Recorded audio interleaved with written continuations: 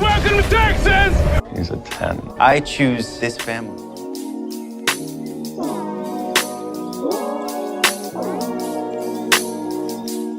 Hey guys, and welcome to episode 22 of 911 Lone Star Roundup. I'm one of your hosts, EJ, and with me are my lovely co-hosts, Katie. Hello. And Grace. Hey guys. Today we're going to be talking about 911's original Season 2, or the original Season 2 of 911. One of those ways will work. And I think we've got quite a bit of stuff to talk about today, because, Season 2, we had 18 episodes instead of 10, so we had almost twice as many episodes. Yes, and I gotta say, Season 4 is very much rising in the ranks, but Season 2 is, like, my favorite season, just out of all the OGs so far. Same. Yeah, so much goodness. Definitely love Season 2 over Season 1. Yeah. Yeah, so anything over Season 1. Yeah, I know. Literally. Just heads up on the Season 2 and 3 and 4, we're gonna do a separate episode of our podcast talking about the Begins episode, so we're not gonna actually talk about it in this episode. So we'll just be talking about this 911 Season 2. So I think we'll be missing like 3 episodes. Yeah, for 2, yeah. Yeah. Which, you know what, if we had them in, y'all would be coming along for a 3-hour long podcast. So, or longer. Yeah, or longer. So we're doing this for you and us, and yeah. But yeah, let's start. Let's start. Right. So Season 2 starts off with quite a lot of things, actually. They didn't cut it short on this one. They went all out. In, right? Yep. Athena and Bobby are in a relationship. Yeah. I think it's like 3 or 4 months since the end of Season 1, so they've been together for a couple of months now. I gotta say, that whole makeout scene, I think it's cute, but I am so embarrassed during it. Just like in embarrassed, they always skip through it. Just because I'm like, oh gosh, okay. Well, it kind of happens quick, too. Like, it doesn't last. Yeah. I don't know. I think it was too abrupt for me. Yeah. Like, we didn't get enough, like, build up to that point. Yeah. And so I'm just like, okay, now they're dating? There's so much sexual tension. Oh, yeah. So much. I can't handle that. Yeah. Well, for me... If we had done it, like, after just another 1 or 2 scenes of them, I probably could handle it better, but it was so sudden. To this day, since I first watched it, I'm still not able to watch it without just going, oh my god. Yeah, it's a little, it's a little much. I mean, at this point, I wasn't, like, super endeared to, like, the relationship, so it was just, like, eh. But, like, I don't know, it is kind of, like, I don't know, I just feel like it's too much. Like, it's like, oh, they're dating. Yeah. Like, obviously, this is, like, hottest day of the year, and it's literally under pressure. Mm-hmm. And, yeah, no, with the regards of, like, being endeared to them, I think that was probably, like, halfway through the season, where I started going, I love these guys! At this point, it's like, that was fast! Yeah, I agree. That was kind of me. I was like, that would be what I don't know, I still didn't really realize just the depth of their relationship. We obviously saw a little bit at the tail end of Season 1, so, like, going into it, I'm like, okay. We saw them going on, like, I'm assuming that was a confirmation that they're together, but again, like, is it TK and Carlos where they're, just hooking up for some fun for the first few episodes? I don't know. So... Yeah, I find that so funny because I can't compare them at all. No, I can't. Not even to be like, hey, so is it kind of like this or not? I can't even think about it the same. But, well, taking leave it EJ to come up with the the weird things. Yeah. I mean, the great weird things, but yes. Okay, and then this episode, this is the episode that Mark Elias briefly, like, was in a year and a half or so before he played Tim Rosewater. He was the runaway groom. No, that was hilarious. Honestly, gotta say, that bride, I would have been running away too. Yeah. Oh, man. It's a... Like, okay, yeah, I mean, I probably would have been out of that relationship very long before we got to the altar, but, like, I would be running too. Yeah. And then, so it was really cool to see him, and then, obviously for him to come in as a different character in Lone Star was pretty cool. I miss the Rosewater. Anyways. So in this episode, we are also introduced to a new character. Eddie! My favorite, my baby, my darling. Okay, I could shut up. Yes. Edmundo Eddie Diaz is introduced as a former Army combat medic who served some tours in Afghanistan and has a silver star and has now firefighter. And his first picture with his shirt off and woo! Yeah. Okay. What a Man was the song playing. Yeah, it was. Yes. It was such a fitting one too. Oh yeah. And obviously Buck is jealous. Yeah. He's Yeah. like, He is no competition. longer the young, handsome alpha male. Yeah. He's like, we don't need this guy. Who's he? We don't need that. He's like and then And having the calendar happening at the same time just made everything worse because it was literally a competition of looks. Yeah. and at this time we don't know that he's a single dad. We just know that he's in there, and I guess another firehouse wanted him, but Bobby talked him into coming to the 118. Yeah, I think it was Station 6 or something. Like, they were dying to get their hands on him, but convinced him to come here. Yeah, we actually don't learn really anything personal about Eddie until episode 2. Right, yeah. But, which in a way, I think I was kind of immediately endeared to him. Same. Well, I was kind of interested in that fact too, because and I like that how he was introduced, because we got a chance to get to know Eddie first before we got to know the rest of his life.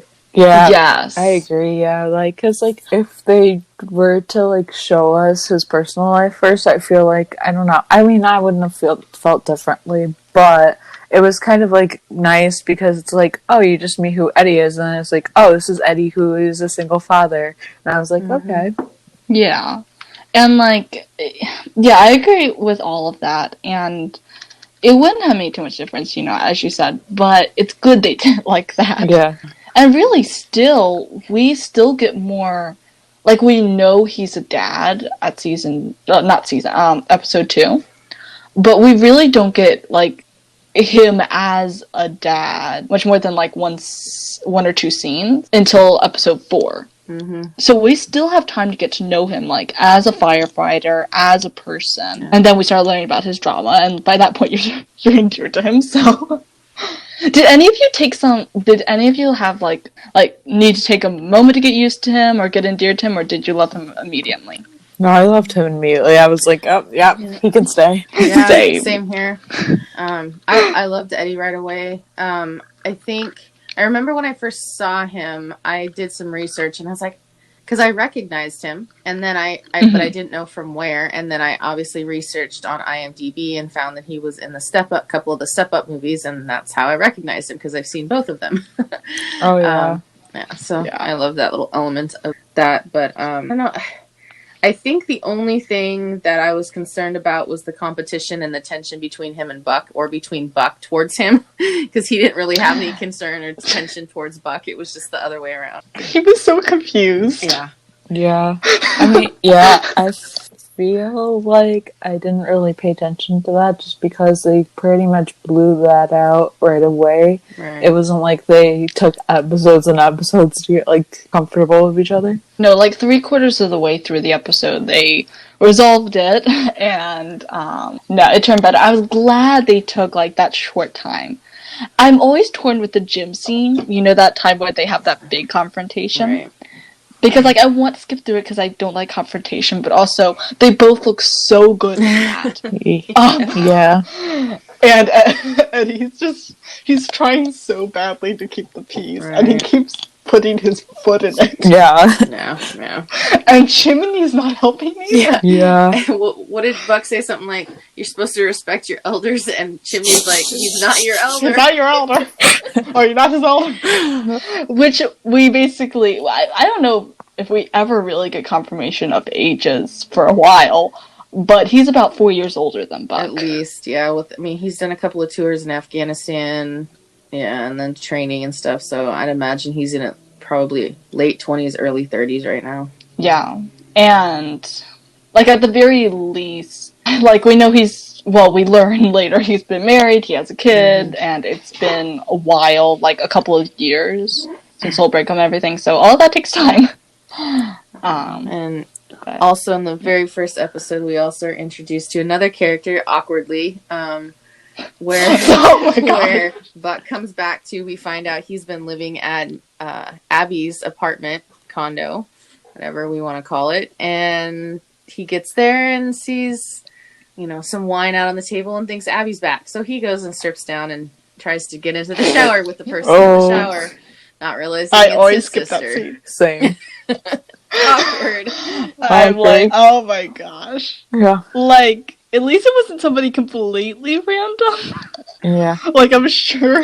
But it's like, oh my gosh. I know. And yeah. I mean, we don't obviously get a ton right away. We just know that she had talked the manager into letting her into the apartment because she said she was Buck's sister, and just having to say boobs didn't hurt if I remember Yeah. that correctly. Exactly what she I'm said. like, true.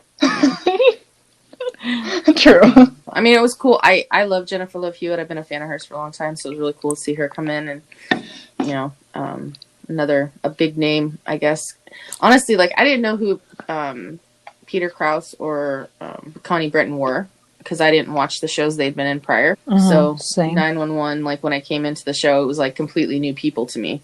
Yeah, same. Honestly, I knew none of the actors. Yeah, but I hadn't even watched the Step Up movies, so I didn't know Ryan, and I don't know if I've ever seen Jennifer or anything before I watched 911, but I've seen probably half of the things she's been in.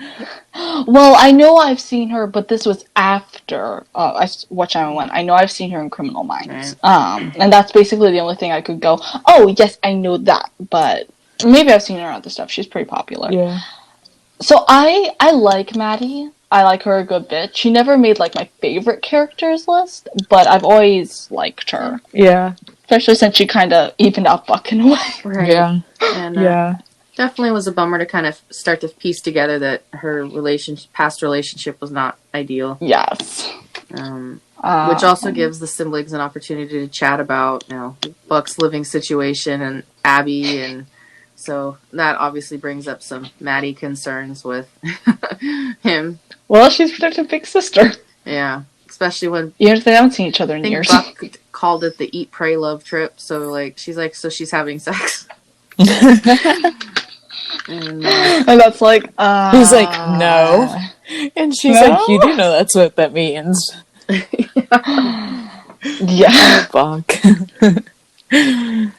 I mean, poor baby. Sometimes he's so shockingly innocent. Right. Yeah. I was thinking about this, so if we know that this is several months after the end of season 1, he's had quite a few months to live there.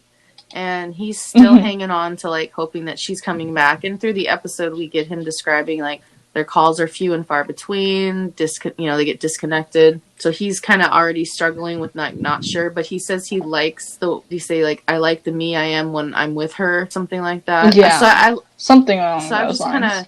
of, proud that he decided to keep trying to change or to be a better person and not just, completely go back to the ways he had, before he met her. Honestly, this Buck is such a huge step up from season 1 Buck. Right. And I'm honestly, I am really proud of him for how far he's come. He's in such a journey right now, and we're seeing it, but we're seeing him make, for, the most part, the better decisions. Right. And, I'm impressed a lot of people, mature, immature, any of the above, would not hang around that long. Waiting for somebody that they weren't in constant contact with or something. A lot of people would have given up the ghost. Right. Yeah. And also And in fact, probably early season 1 Buck probably would have given up the ghost. Yeah, probably. So I'm proud of how the growth he's had, as he's gone through this. And also in conversations he has with Maddie in the first episode, they're kind of talking about, Maddie's was only supposedly just going to visit for a short time.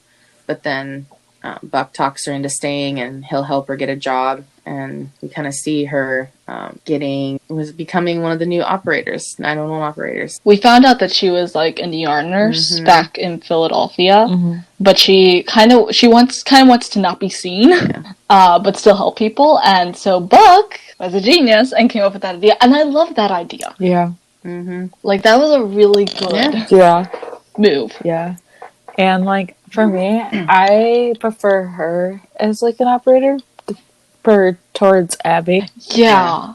I mean, neither I have a problem with as an operator, but I think, especially since we get to see her longer, I like Maddie more. Well, yeah, I don't dislike either of them as like one, but like I honestly would rather like I like Patty better for that. I don't know. Mm-hmm. Yeah. Yeah.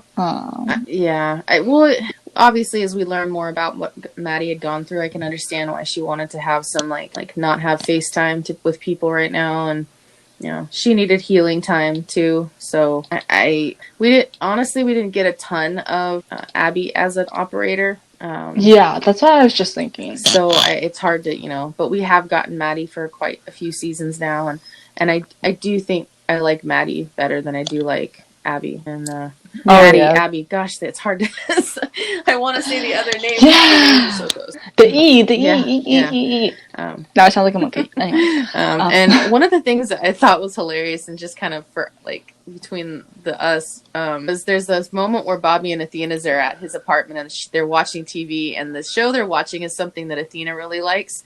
So she's live tweeting with her friends, and I'm like, who does that remind you of?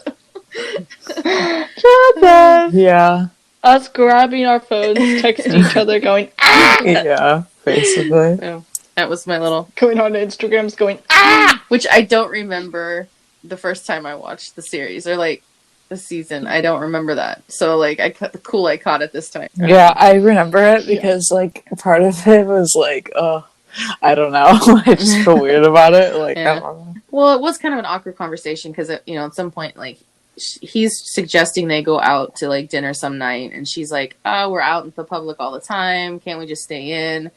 And then, like, there's the question mark of, like, is she not wanting to go public? Is she hesitant to, show him off? So there's kind of the start of some confusion. Not some confusion, but just, like, some question marks as to what, like, where their relationship really is. Yeah, because at this point we still don't know much about them. We haven't seen much of them. Yeah. So we're like, huh? Yeah. I think it's like it's like early in the relationship for them. So like, I think maybe Athena might, like, for her specifically, she might feel like, oh, am I moving on too fast? Like, 'cause she literally probably just got the divorce and stuff. So it's like, am I moving too fast? Is like, should I be doing this? I think like she wants to hide out for a while and stuff. Yeah. Which I can understand. Then, I mean, you get into a new relationship, and especially because she's just getting out of a long divorce, and Bobby's got a history of, a rough history with his relationship. Yeah.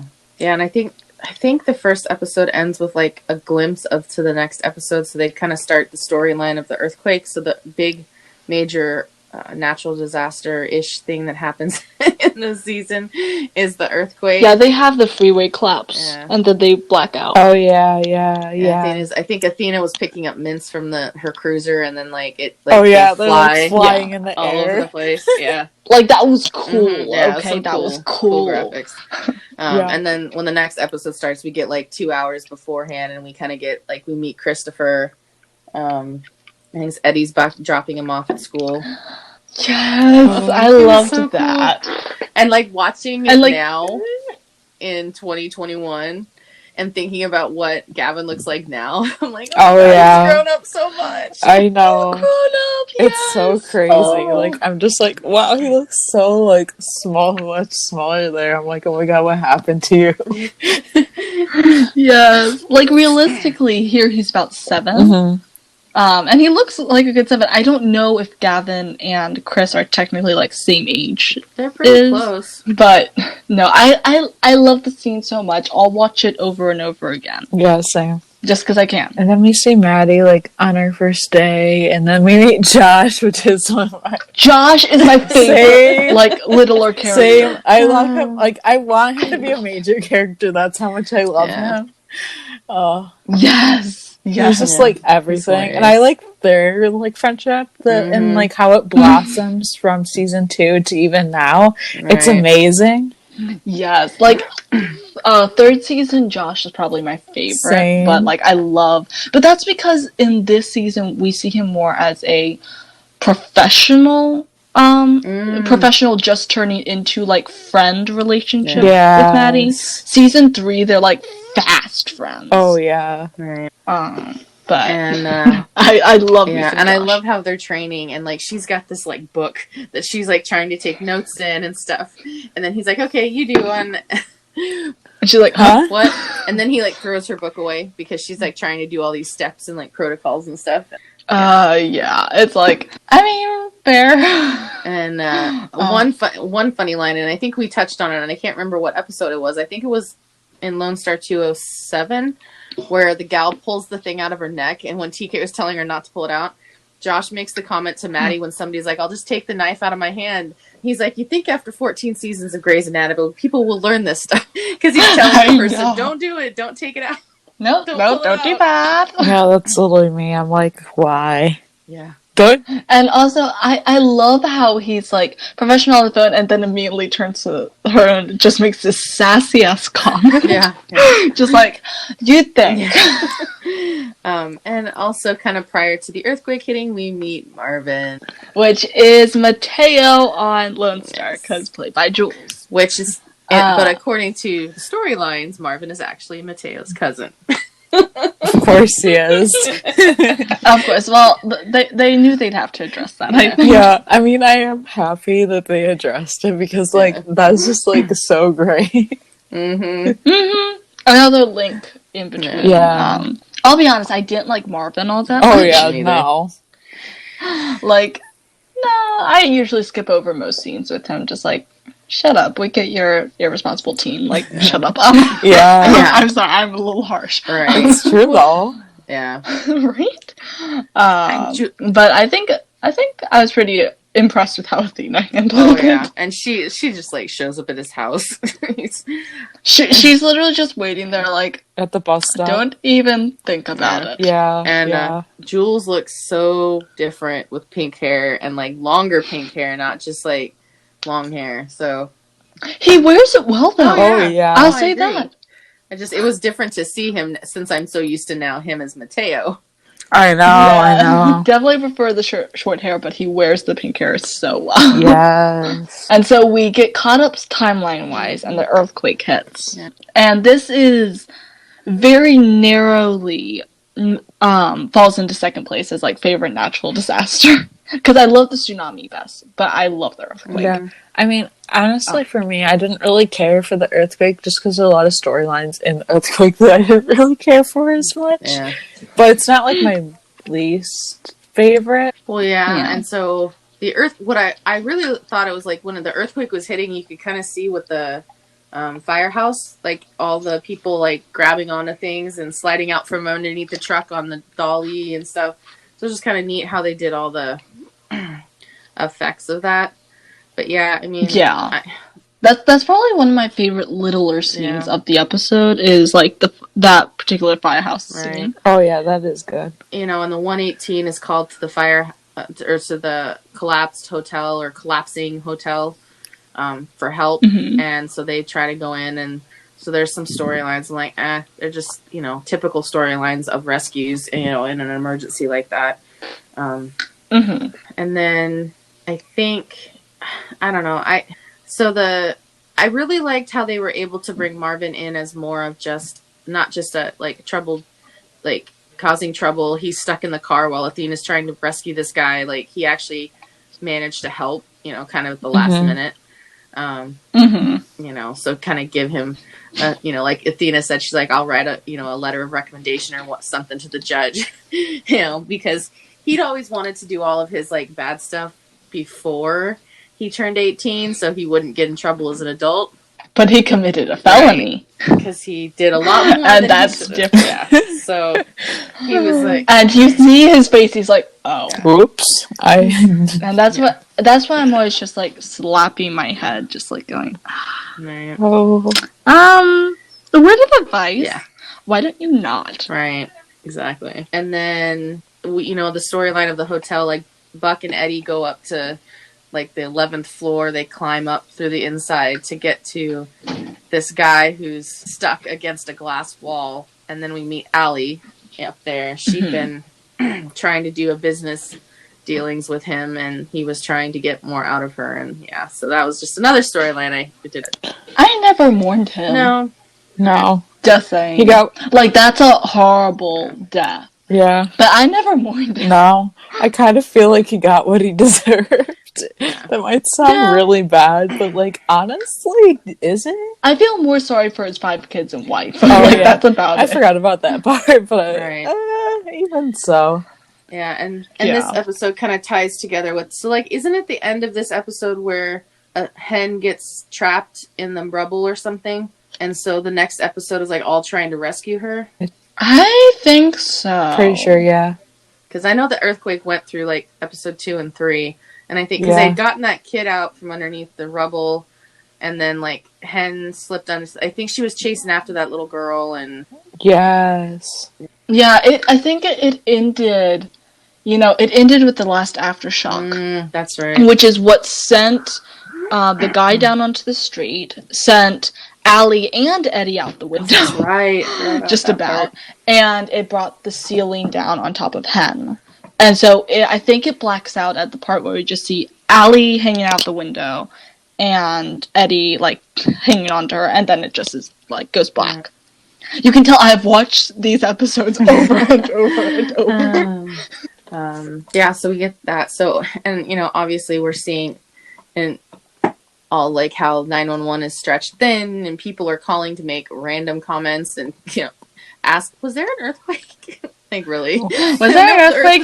No, sir, martial law has not been declared, and even if it was, I'm pretty sure it's still legal to shoot people who come onto your property. Yeah. Is there an earthquake? I'm like, might as well just call 911 and ask. Like, Google it. Google it. Check the news. People are so, like dumb. Text a friend. Like, yeah.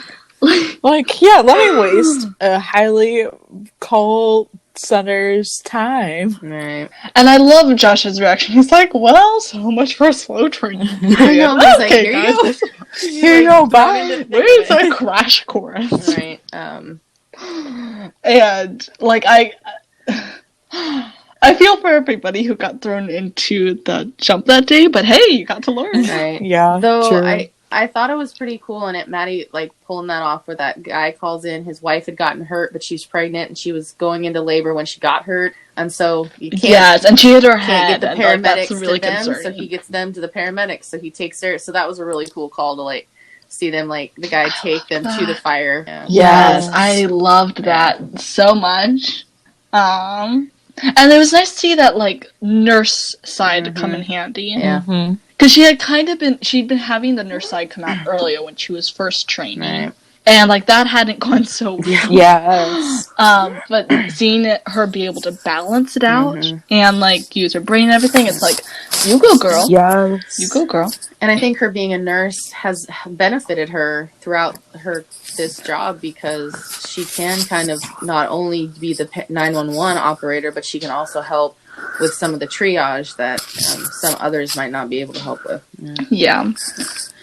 Yeah, definitely impressed with that call. Yeah, that was a cool one. You know, and then we get, like, the struggles of, like, Hen is trapped. She comes across a firefighter who's trapped in the garage, injured, and he ends up passing away, and that was really tough to see.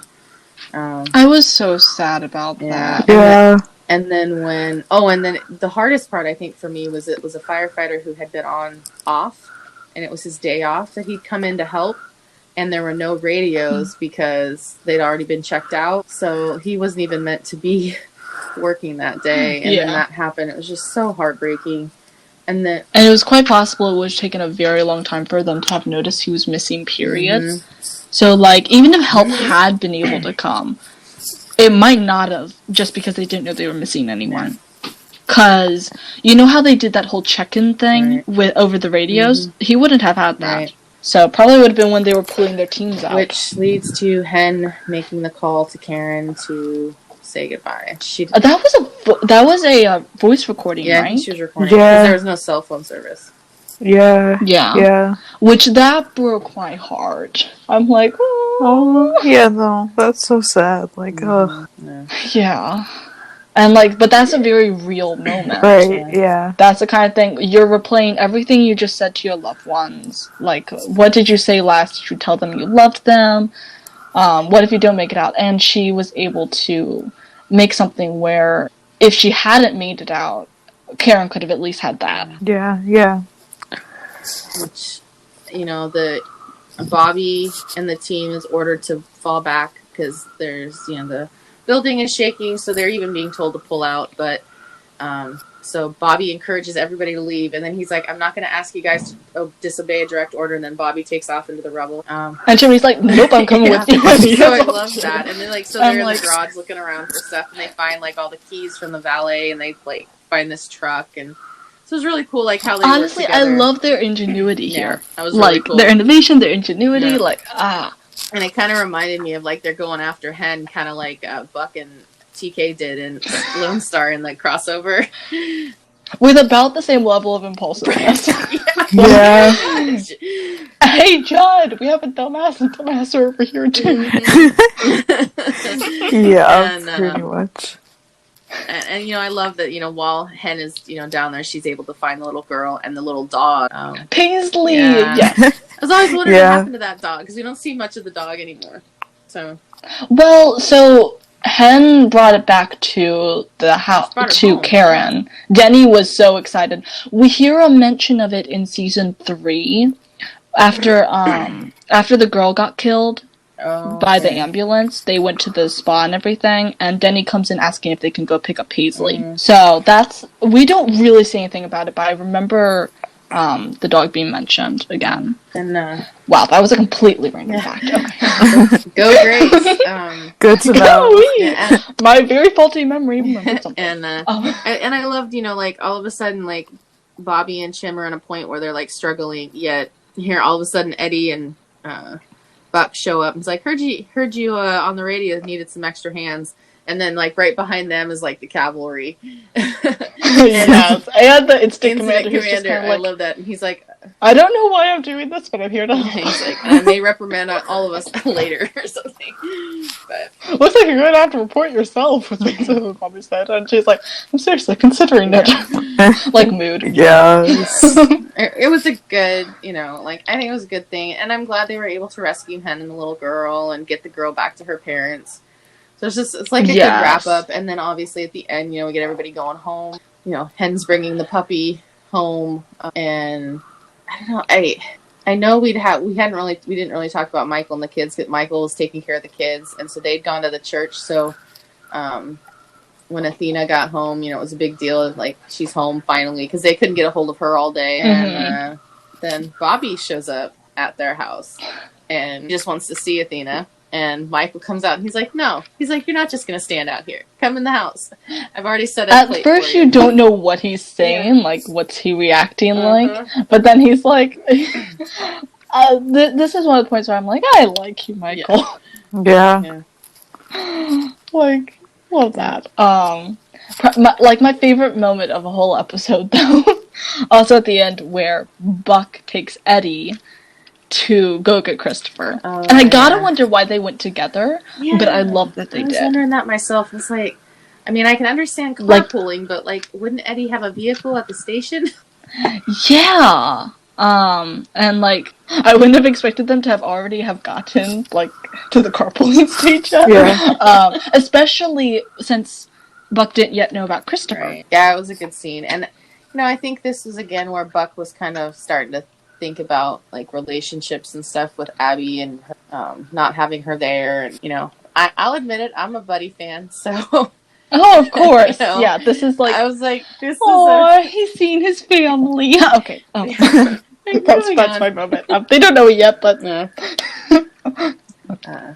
yeah, so we get episode 4, like you said, Grace, we do get a little more Eddie and Chris at the beginning, which is really cool to see. Stuck is my second favorite episode, not counting season 4 because I have favorites there, but of the other seasons, second favorite. And I think this is the one where Chimney went to have a brain scan after his accident, got a clean bill of health, and he runs into Tatiana, his ex-girlfriend, who's currently pregnant. Heavily pregnant. Heavily. Heavily pregnant. Heavily, yes, exactly. And she's married. Yes, and you're like, Ooh, she moved fast. Especially since, like, in the prior season, she said how she cheated on a fiance or something like that, so she was afraid to actually get married. And I'm like, oh, well, she changed her mind. I guess you found just the right person, but as Chimney says later on in the same episode, like, I'm pretty sure she was getting busy while I was still in a coma. Oh, I don't deny it. Yeah, she probably would. Probably. I think she redeemed herself a little bit in this episode, but, like, still never really liked her. I'm glad it's a done storyline. Like, yeah, I didn't like her. Same. Like, glad it was finalized, but glad it's done. Yeah, yes. And obviously, when Chim first sees her, he has to, like, do the mental math to kind of, like, and she's like, it's not yours, it's my husband's, which, you know, obviously then we find out, like, he said she's married, but I'm like, I can understand Chim thinking that. He's like, Yeah, she literally says, you're doing the math, aren't you? Yeah. And then the storyline's also that, you know, Eddie's struggling for care for Christopher, because he's only been in the area for a while, so he hasn't quite gotten all the stuff signed up to getting Chris help, and his abuela, who has been watching Chris, just broke her hip. So he gets a call. And Peppa works. Yeah, he gets a call while they're on a call that she got hurt. So Buck and Eddie go again to the hospital together. I love that scene. Okay, I do too. I do. It's very cute. And Peppa's like, "Oh, I just thought you guys dressed alike." I love her sass. I love Eddie's family. Yeah. I love those women. Abuela and Peppa. I'm not a huge fan of Eddie's family. Yeah. We do not count the parents. We don't. I'm just talking about his family. We talk about his like LA family. There you go. Not his Texas family, because they can leave. Yeah. They can leave. They can never show up again. Bye! Okay. We will get to them later. Because of this injury, Abuela's in the hospital, so Eddie takes Chris to the station, and Bobby, comes in, and, like, Eddie's like, I'm sorry about this, Cap. He's like, oh, Buck already gave me a heads up. Buck has already given a heads up. You can tell. Bobby. I love that. And you can tell Eddie's still not comfortable in his own skin there yet. Like, he's still getting adjusted there. He's probably only been there about a month or so by this point. Yeah. And so, he's not sure how the captain will react, especially since it's all new. And I think that's when he starts really, getting to know the family side a bit more of the family. Yeah. I don't know, and I loved how we kind of saw every member of the 118 really hanging out with Chris, and Chimney bringing the hoses in so he could prop up Chris so he could play the pinball machine, and Hen hanging out with him, and and then taking down the fire pole. Yeah. And then when Peppa comes, it was cool to see, Eddie was obviously very thankful to Bobby for letting. It did things to me. It was a good one, and it was an opportunity to show that Bobby's all about family. He kind of has been since the beginning of he's being at 118. Yeah. And I don't know. I really like the wrap up. I love how Buck having the thought after talking with his sister. Which we do get that comment from Maddie in their conversations. So does this boy crush on Eddie mean you're finally ready to move on from Abby? Yeah. I love that line. Crows and happiness, yes! Yeah. Someone else sees it! Yep. I know they won't do it, especially now because of buddy shippers and all that, but I really just want someone to refer to them as work husbands. Oh. Please. Yes. Basically. Yeah. I love that we brought Carla back, where Buck introduces Carla to Eddie, and Eddie comes over thinking that Carla is somebody that Buck's hooking him up with. But it's actually introducing him to Carla, who can help him with Chris, which is awesome. I love that. The moment of realization where he goes from, I really don't want to have to struggle through a date, to, oh, wait, what? Yeah. And I love Carla's comment, too. She's like, let's go see what you're working with, besides that amazing bone structure. I'm like, Carla is all of us. Oh, yeah. And then we come to the end of but I keep saying season, dang it. Okay, episode 4. Yeah. Chimney I don't know. Like, I'm glad they got the closure, so like Chimney and Tatiana meet up to kind of patch things up, I guess, and I guess they do in a way. And he gives the baby a gift, which is a big rubber ducky firefighter and a calendar. Kind of a self-indulgent gift, but like I love it. Yeah. But and like I liked this because he got to say his piece at the hospital, but like they kind of made up here, and that's it. That's the end of it. And I'm like, Yay. we're done. And Chimney got to close that chapter on his life, which was a good thing. Yeah, because he'd been struggling because he's hasn't had a significant relationship for a long time and a meaningful one. And he's like, he feels very insecure in one. We can tell that from season 1, where he was like lying to Tatiana and stuff just to make himself look better. Right. Yeah. Like he's just, and like I feel that. I feel for him. So we get the porch pirate that gets hurt. Or, no, the former porch pilot. Yeah, former pirate. who is now scamming. Yeah. Yes. Literally, like that. I don't really watch this very much because it's like so cringy. I'm just like, really. Yeah. I actually really like this episode. But like that, I like that simply because of like deja vu, and I don't know. I do like that accent, but at the same time, it's like, as Athena said, awful woman. Yeah, it just makes me feel bad for like the people that she's doing it to, because like one of them's like an elderly woman. Yeah. Which fortunately, she was standing right there as they figured it out. Right. But there was like a company that she sued because of the ketchup on the floor that she put there. Right. And the man that supposedly backed into her. And like those people probably never got, well, they might have gotten contacted later, but they left thinking like something went wrong. Yeah. And also in this story, we get Maddie gets to know another call operator who encourages her to go on a ride along, and it somehow makes everybody think, or Gloria seems to make everybody think she's like the best of the best. But that is, she's sorely mistaken. And Maddie and Athena end up going somewhere and find out that Gloria hung up on her, or the caller. Yeah. Because there was a robbery in a restaurant, and the guy was shot, called 911, but because he had a heavy accent, it was hard to understand him, and Gloria hung up on him after being pretty awful to him. Yeah, which they kind of show, like, all the calls she hung up on, after the fact, and, like, Maddie's like, who would hang up on somebody? So she mentions it to Josh when she gets back there, and he's just like, I don't know, and then, like... Well, he thinks she's taking it a little too far, but they do review it later, and they're like, what? Right. And then Gloria basically threatens Maddie. Yeah. Oh my gosh. Which then forces her to, like, the gal gets into an accident, and Maddie's forced to actually have to, like, help her. Which I'm like, I think the episode's title name was Karma is a Bitch. No, it's called Awful People. Because Karma is last season. Okay. So I know season 2 too well. I'm sorry. I'm glad you do, because it's been a while since I've watched it.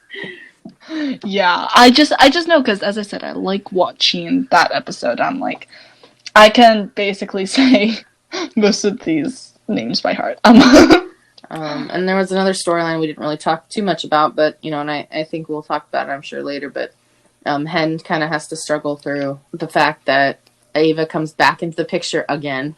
I hate the scene. I always skip through it. I despise that woman. Oh my gosh! And I despise her. The guy claims that he didn't know that Denny was a thing, so he didn't know he had a kid. So they're freaking out because they're worried that this guy could, take Denny, which rightfully so, definitely freaking out. I hope we never have to see Ava again, because I tell you, every time she comes in, she gets worse.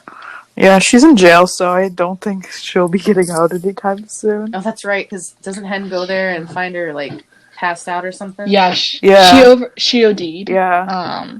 And at first, Hen almost leaves her, and honestly, as unethical as it is, I couldn't have blamed her. Yeah, same. But she goes back in on like, yes, that's my queen.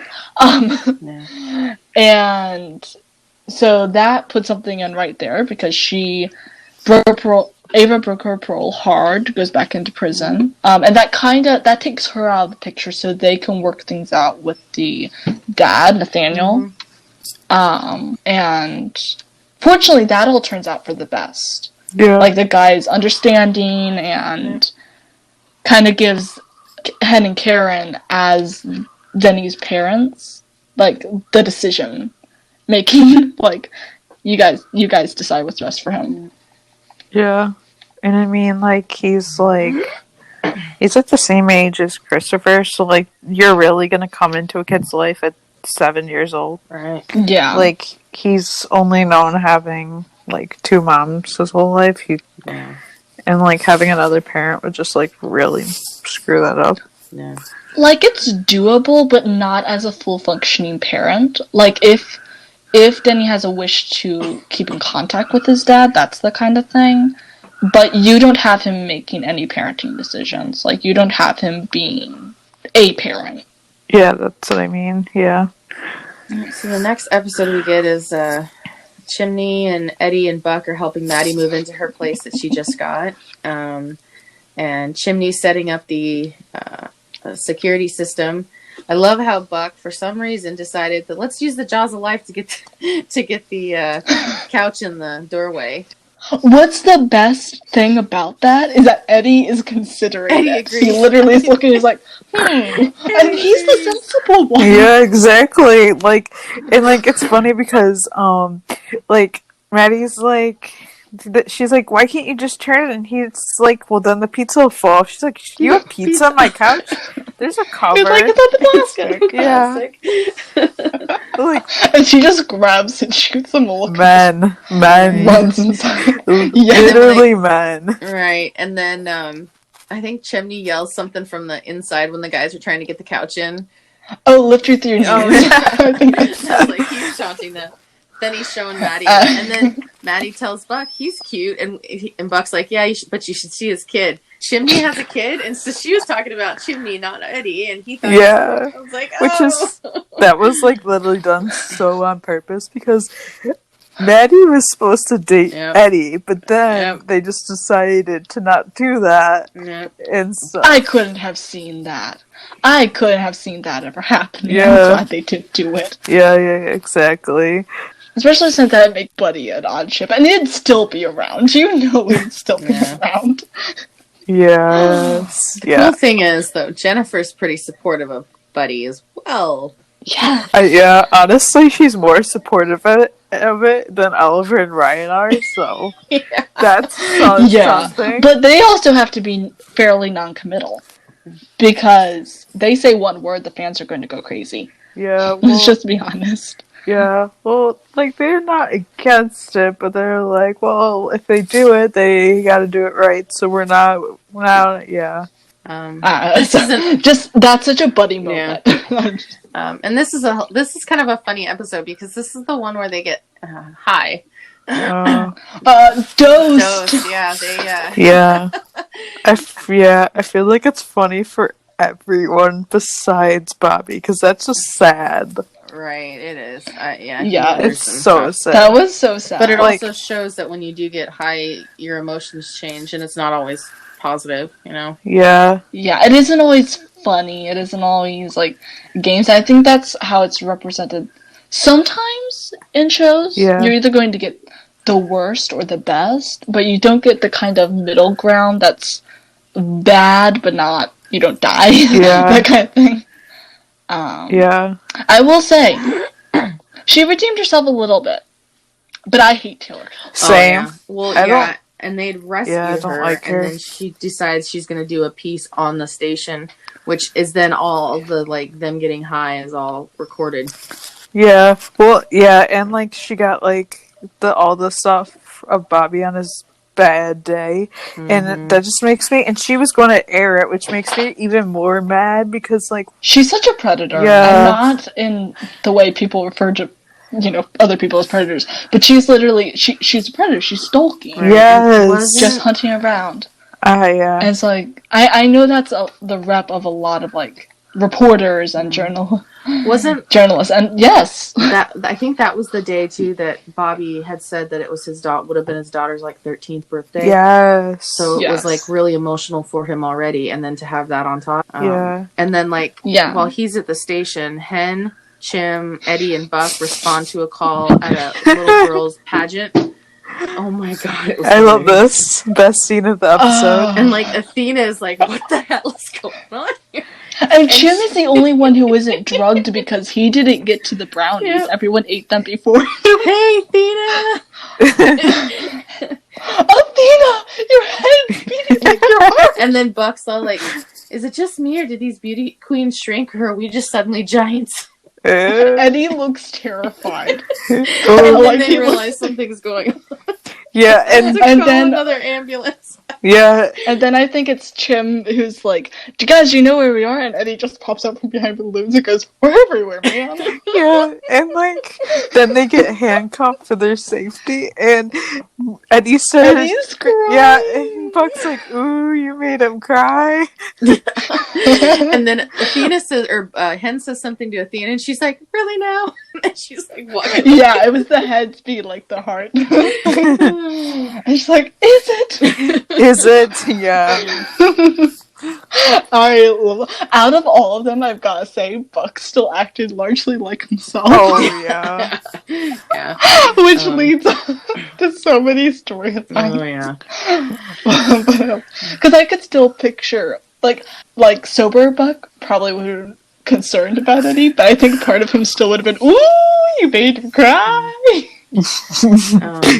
Yeah. Yeah. So, this, it was tough because, Bobby was dealing with his, the daughter and, he was up on the roof of the firehouse and one wrong step and he could have fallen and he probably wouldn't have survived that fall. No. And honestly, I just thought of this, but this is a, huge setback for him. Because he was not only a recovering alcoholic, he was doing drugs too. Right. So he's been sober this entire time, and that was forcefully taken away from him. Yeah, and the...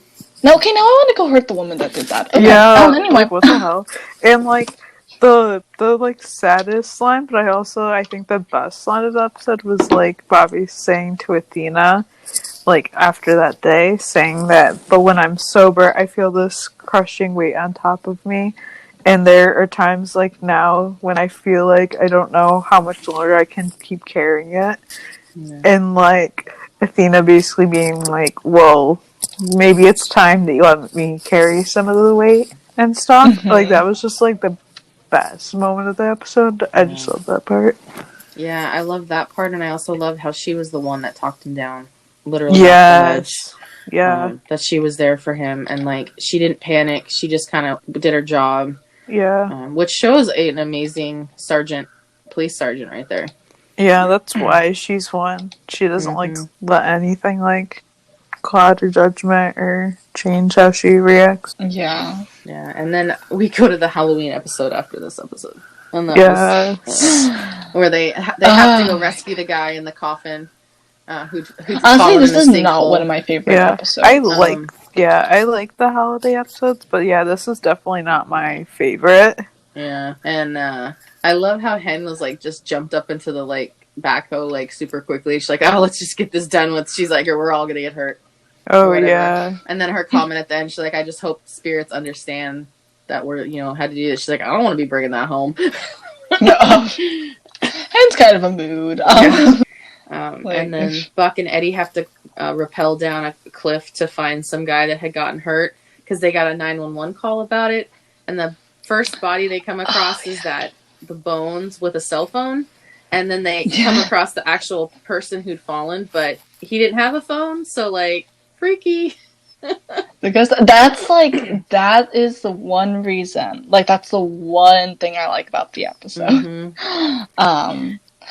There are some good things, but so much of it, and we'll get to some of it in just a moment, but so much it just made me not like it. But I liked that storyline. What did Athena call Buck and Eddie there in like season 4 about like the Cagney and Lacey or something? Because the guys like realized there was something like up with that body. Oh Yes, yes, Cagney and Lacey. Was that? I couldn't remember who. Yeah, Yeah, I thought that was kind of funny. Yeah. They're a first time of them like trying to figure something out like that. Oh yeah. Yeah, And it's then- a American police procedural drama series. Oh yeah, Sorry, I just looked that up. I've never watched it. I didn't either. It's I an didn't even old know what we were procedural. referring to. Oh yeah, Oh, this is yeah. And then the other part of this episode is that Eddie's trying to get Chris into a fancy school and has to contact Shannon to do an interview. And so he reaches out to her and she shows up. I hated Shannon, but the That's what actress broke is the awesome. episode for me. Yeah. Oh, the actress did a great job. I never liked Shannon. Yeah. Like, no. Yeah, no, I hated And- her, like, to the point where there's a couple of characters, like Eva and, like, Shannon, where, like, I don't like them so much that I could never watch them in anything they may or may not be in, like, that's how much. Yeah. I've seen Eva in one other thing, and she was a good person. I think that was a Criminal Minds episode. And I think she was a mom or something like that. Like, that was fine. Other than that, no thank you. Now, I had so many mixed feelings because, like, Eddie's just trying to move on with his life and raise Christopher. And she's just there bringing all of his past back at him and flinging it in his face. Yeah, yeah, Yes, he's made mistakes, but dang it, leave him alone. yeah, like, And who left last? yeah. So, just saying. I personally didn't like it also because, like, they introduced Eddie as a single father, and that's not something you get to see very often. So the fact that they, like, basically brought her back was just like, ugh, really? Yeah. Like, obviously, she does not stay around. Yeah, But I was like, I could have gone without ever seeing her. yeah, yeah. And then it was even hard too because like when she does go do the interview, is that in this episode? Yes, it's at the very end. Well, she does the interview and then he meets her at the school and they start kissing and I'm like, okay, this is not going to end well. No, Yeah. it's not. Because Ugh. I mean, of course, every kid whose parents split up had dreams of their parents getting back together. I mean, we saw it in TK even. At 27, he still wanted his parents to get back together. Yeah. But, would it have been a healthy relationship? Probably not. Oh, hell no. Christopher loved both of his parents, but I don't think he could have been happy having them both in the same Exactly. household for a prolonged period, especially as he grew older Mm-hmm. and began to understand what was going on around him more. Yeah. Because he didn't remember a lot of what happened before, because he was like, I don't know, 4 or 5 when Shannon left. Mhm. So he was he's too like young 4. to have known most of it. Yeah. And it's like, so much. Yeah, that was, as I said, it's the break moment of the episode for me. Yeah. That and the police horse. I would say that the Shannon storyline and then the police horse were the two things that made it really hard for me to watch this episode. Because I it's just can't. Yeah, I wasn't even. I can never watch that scene. I was like the police horse. Like I can't even think about that. It's too much. Like, yeah. Well, Suffice to say, I've seen that enough in real life. Like, not necessarily the shooting aspect of it, but I've seen it enough and I've witnessed it. I've been there. It's like, no, can't do it. Can't, no. well, no, and I think the hard part is this was a police horse that had been on call. Like they were, patrolling this event that was going on around or on Halloween, and it got spooked because of something that happened, and then it got hurt, and so the injuries it had sustained, there was really nothing they could do for it except put it out of its misery, and it's so heartbreaking to have to do that. It was a beautiful horse, and just seeing how emotional the guy was, like the police officer. And there was a freaking child there. Yeah, but she was there for him. But I also saw I saw that, and then but you see the strength and the power that it had when they said officer down, and you see all these officers and firefighters linking arms when they're putting this horse down, because they're recognizing that horse as a police officer. They're not recognizing it as just an animal, And I'm grateful that when police departments have animals in their units, that they do treat them with respect and as if they're an actual officer and not just some animal, that you can put to sleep and then get another one. Like they treat them as their own, their friends, their family. I'm literally crying right now. Okay. Sorry. It was good, but it was sad. And then the final scene of this episode was Bobby, or no, it wasn't Bobby. Buck is talking to Carla about Abby because Abby is the only one that's I guess she's keeping in touch with Carla too. And after some conversations, he finally decides to leave. About damn time. Yeah, he leaves her apartment, leaves a note, and leaves. And I'm like, but it also shows some awesome growth in Buck too. That realizing he can't hang on to the past because realizing she's not coming back yet. Forever. Wait forever. I love how Carla was able to help with that because like she's on both sides basically. Yeah, because like Abby never comes back, so like you would just be waiting around for nobody. Right. Yeah. I'm sorry, Grace. It's okay. No, it was. I think it's an important part of the episode to have mentioned, but they're talking about just coming into yourself. We're good. Do you need a minute? No, I'm okay. Okay. The next episode is we have the crazy lady on the billboard who's oh my gosh, lol. screaming at her husband Norman. Norman! Who is, see me, Norman. I'm like, how did she come up with that? Now this whole city of LA has seen her. Yeah, I know. Right? And of all the people, like Buck is the one up there. He's like, well, you have a Norman, I have an Abby. And so he relates it. And I loved how Athena was like, now what the hell is he talking to her about? It struck me, Eddie was up top. He probably was hearing everything. Mm-hmm. And I'm like, okay. Would love to have seen them interact about that at some point, but okay. Yeah, it's literally funny because, Oliver's cat's name is Norman. So one time last summer, he posted something I got Norman, I knew this, and I was, dying laughing. I was his cat's name is Norman. Right. And I think it's hilarious, too, because when, I think it was an episode, I want to say 16 or 17 of season 3, when Oliver's holding that cat from the apartment fire. And there was a meme that was made, this is what Norman looked like when he came home, and it was a big sign that said, see me, Oliver, and it was That's great. I love that. I love that. I'll have to find it, see if we can post it, because it was hilarious. Yes. Yeah. Oh, yeah. And then Buck is out hanging out with Maddie and Chim, and he goes, "Oh my God, you guys are dating. You're a couple." Yeah, and they're denying it so much. No, but it was because I think Chimney invites Buck out, and then he orders a drink wine or something, and he's like, I thought it was just us or something like that, and he's like, oh no, Maddie's coming, she's parking, and I'm just like... Yeah. No, but I think the time when he said, has the realization of the whole couple thing is when they're at Chim's house eating dinner, or eating lunch. Chim's house, yeah. And they're like, huh? Yeah, it was kind of two separate scenes. He first got the glimpse of it with the wine and ordering the wine at the restaurant, because that's when I think Allie sends him a drink. Yeah. No, not Allie. Taylor. Okay, Taylor. And then, which I was like, okay. Yeah. I had to look that out. And then they at Chim's place later, he does notice that. He's like, you guys. He's like, I'm not dating anybody, but you two are. Oh yeah, because they don't acknowledge they're dating, or they're. I don't think they even realize they are. Yeah, I think I honestly think because they blow it up. Because I honestly think at this point they're still friends. Because I don't think Maddie's ready to date anybody, and I definitely don't. Because Maddie is still technically married at this rate, also.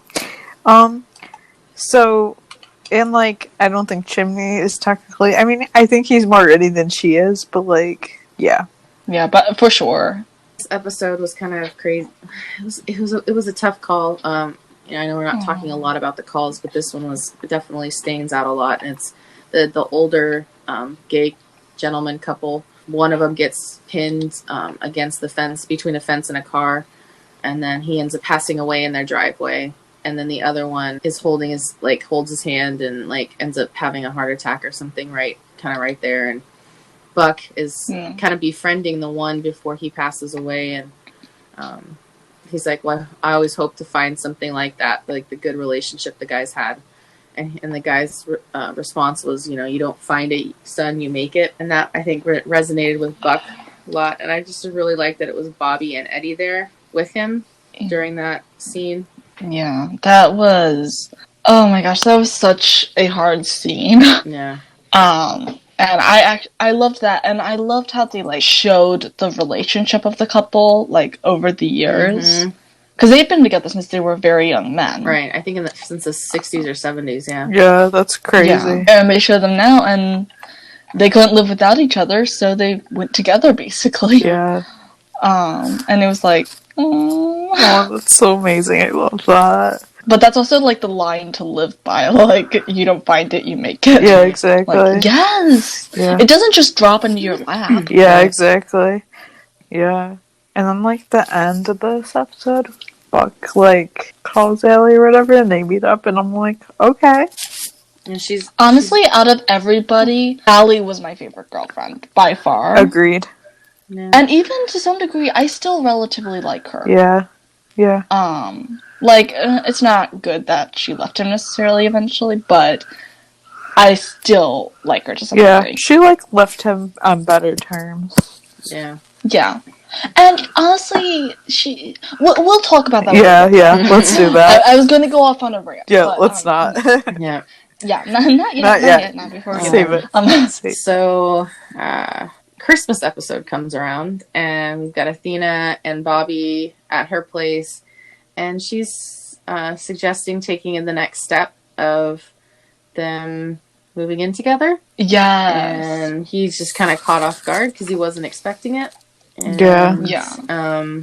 Also in this episode, we get Shannon and Eddie have been fooling around, and I'm sorry, that's all I have to say about it. yeah. Yeah, though, it's just no. Though I will Eddie's comment later of I'm fooling around behind my son's back with his mom. Right, that's right. He's so confused. Yeah. Just with himself. Right. And he's Yeah. oh my gosh. Okay. And then I think, I don't remember how exactly this came about. I think Chim was at maybe getting a movie or something, and he meets this guy named Jason, which... Okay, first it was the trees. He was picking out a Christmas tree. Then he went to find the Die Hard movie. Ah, okay. Yeah. Sorry. No, I'm glad you know, because I couldn't remember. Yeah, And, yeah, so we meet this guy named Jason that starts to befriend Chimney, and not specifically knowing who it actually is. Yeah. And so it was at the Christmas trees first, and then when he get the movie, was at the movies, or picking up a movie, at that point he didn't have his wallet with him because he lost it, but I don't think he really realized he lost it. I think he just thought he left it somewhere. And Jason we know that he stole it. Right. Because obviously he wants to know different, he wants to be able to sneak up on Chimney or whatever. Right. That way, because he knows if he gets into Chimney, finds out where he lives or whatever, he can get to Maddie. And that's his only, he just wants to find Maddie, and Chimney will do that. That's why he became friends with him, obviously. And Chimney has no way of knowing. Yeah. Maddie doesn't really talk about any of it, and he definitely doesn't know what he looks like. Yeah. So, if he'd gone by his real name, maybe he would have had a suspicion. Yeah, probably. But, no? Yeah, probably. And, also, Buck never met this dude. He knows of him, But obviously, like, Chimney could only, like, hang out with this guy alone. I'm sure he, like, made that very clear. Right. And then we get, because Eddie's obviously with Shannon and dealing with stuff, so he and Buck take Chris to Santa, and I love Chris that. wants to do it on his own, so Buck and Eddie are sitting on the fountain waiting for him, and we get the moment they're kind of having, bro talk about Shannon and all the like what he should do. And they universally agree that sex complicates everything. Yep.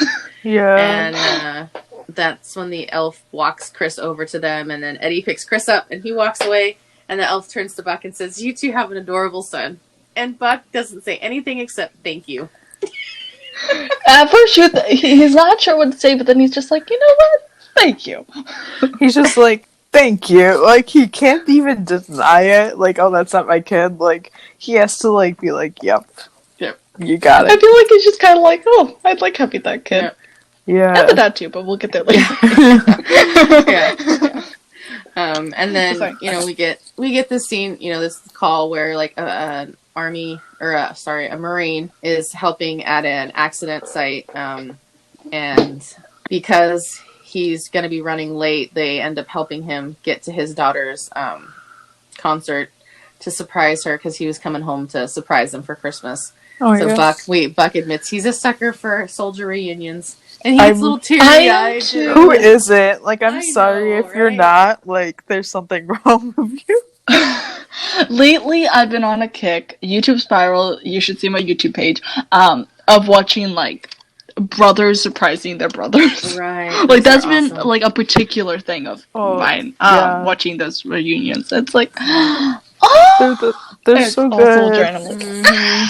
And I love that the team was able to help him, get to his family, and even though he, wasn't in his other uniform, but he was there, and that was the important part. He made it, and that's really cool.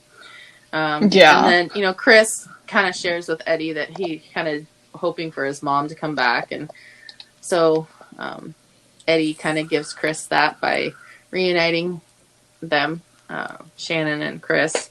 Which was a huge step for him. Yeah. And we know that it was. Yeah. And Eddie had every right to protect Chris. Yeah.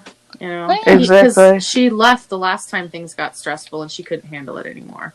Yeah. Which, one line he said early in the episode during the Christmas present drop-off, like the gift drop-off, one thing he said is so significant. He can forgive her, but he can't trust her. Mm-hmm. Right. That's the key thing, and he takes a leap. Like, he decides to try. Yeah. And I'm like, yeah, you should just have not trusted her. I mean, technically it wasn't her fault she left again, but, still, just saying. Yeah. One of the last scenes in the episode is Bobby shows up. So Athena had offered for him to move in, or to at least have a key so he didn't have to, like, keep coming and going all the time. And Bobby didn't really give her an answer, but she had at the beginning of the episode, she's like, "I'm not trying to rush you." So she was trying to just be real confident, like that she's in it for whatever he's ready for. And so he shows up, gives her this little box that is got a key ring in it, and then he gets down on one knee and proposes to her. And I thought that was so good. Love that. Yeah. And by this point, like, at least I was very endeared to them. Yeah. And I was, like, so happy when they, got engaged. Yeah. This is, like, the halfway point where, like, they become one of my favorite ships. Definitely my favorite canon ship. So. Yeah. Yeah, I loved it. She... and I think at the party later, like, Karen was like, "Do you need some help carrying on that rock or something?" Because it was like a nice break. Literally. Like, that's a mood. Yeah, that's like everyone. I feel like that's just like a common line. I mean, I'm not gonna hate on it, but yeah. And and I think Bobby, when he proposed, was basically saying we understand each other's jobs, and they also understand how precious the time they have together is. Mm-hmm. I'm glad she said yes. Yes, very much. Yeah. So this is the Christmas service. I would imagine. I think there was like a month at least hiatus between the end of the Christmas episode. There really wasn't? No, it was literally like 3 or 4 months. Oh, okay. Really? Yeah, because I think, unless, I'm trying, Wait, do they often have halfway points? it Mm-hmm. just, not typically, but, like, last year, like, Christmas-wise, like, between, because, like, this episode this episode and the next episode, like, between 11, or no, between 10 and 11, yeah, it was like 3 months, and this wasn't even, I'm trying to COVID. remember, maybe 11 was before. I don't know if the Christmas one was the last episode, I can't remember, but there was a 3-month gap, I do know that for a fact. Okay. Okay. Wow. Yeah, no, 11 definitely was right before the Christmas break, because I remember watching that and being like, what the heck? This is how they ended it, and being like, Yeah. the show's coming back in March, and I'm like, excuse me? What am I supposed to do for the next Yikes. 4 months waiting for Right. that? Oh, my Yeah, God. and this is about when I didn't have TV, so I wasn't watching it live. I was watching it online, so I didn't even think about that. But so in episode 11 is when Athena's parents show up to meet Bobby, or to Ew. just see the family, and her mom is definitely not very happy about the situation. And when Michael comes over to drop the kids off, and Bobby's like, "Oh, do you want to stick around for dinner?" And he goes, "Oh no, I'm getting out of here." And then he doesn't make it out. Yeah. Oh my god. Yeah, and like they were like loving on him. It was just so cringy Right. because like Bobby's right there, and they're like, "Oh, Michael, where's your boyfriend?" Blah blah blah blah blah. And I'm just like, Husband. He said, "Where's your husband?" He's like, "We're not married." Oh my god. Honestly, I never watched that episode. I'm not huge into the episodes of like the I really watched the whole thing with Doug and the kidnapping. I don't watch episode 11 really. Like I kind of picked back up episode 14. Like I just don't watch those in between. Yeah, there wasn't a ton that happened in this episode other than her Athena dealing with it. And I remember Bobby saying like, Athena said something to Bobby like, "Now remember they're going to be gone in a week." And then later on, Bobby's like, "They're leaving in a week, right?" So like even he was having like enough of her family. But yeah, we do kind of find out that Doug is Jason. Yeah, and like that's really the only other thing that happens in this episode is that like Maddie gets a call from like well, I think this is the point where she was filing for divorce. Like she just decided to do it. And so she got a call from like somebody saying that like I think it was her lawyer saying that they delivered the papers but they couldn't find Doug, so he was probably coming for her, and then he's like right behind her, and before that he stabs Chimney, so it was a lot. And like I would just like it to be known at this point, before we even talk about like the actual kidnapping, that like Doug is played by Jennifer's real life husband. So like, and she has said that like that was like important because like they have to say some really terrible things, and that's just like a comfort level that they needed. So like that's actually like really nice. And that's why I think for a lot of people that probably makes it easier to watch these types of episodes. Yeah.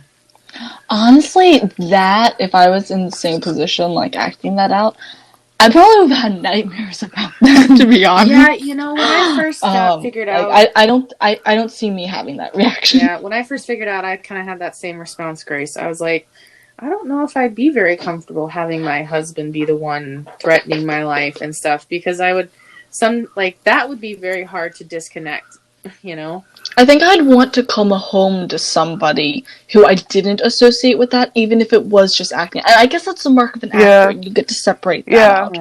But still. Like that's like us, we couldn't do it, but that's because they're like actors. They know they're acting and stuff. Like we have a bias where they don't. Like they know how to separate those things out and stuff. Yeah. And like and like also this isn't like her first time playing this type of like in this situation. Like she's played like this type of role before and like stuff. Yeah, I mean, so it took me a little while to process the whole like it's her husband in this situation, but then as in it's her real life husband. And but then as I got like as we watched the episodes, I'm like, okay, this is like for the things that had to be done. I can understand where she was coming from, where like there's this comfort level that kind of needed to be there that you couldn't have really built with some stranger that you just met, or fellow actor that you'd maybe only known each other from like a distance for a long time. Yeah, especially since like if it was somebody that they just hired to play her husband, she would have only had scenes of him in this episode, and that's like kind of awkward to like have to do some of those things with somebody you like just met. Yeah. No, trust is a huge factor in that kind of thing. So people can do it. I mean, they're professionals, they're actors, but that's significant that they can do it. Yeah. So Doug ends up kidnapping Maddie after stabbing Chimney. Who was coming to Maddie's for a date, or to pick her up for a date. So their first official date. So Doug drug Maddie out of there, and she had to see Chimney laying there, bleeding out. So she thought he was dead. Yeah, because she was like knocked out, so she didn't even like.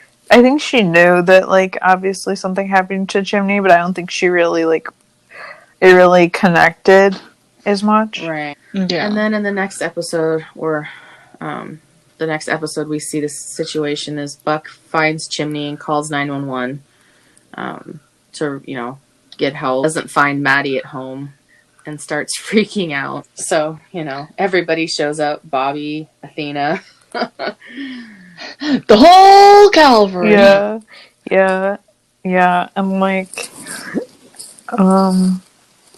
and then like they eventually go to the hospital, and Buck does what Buck does best, something dumb.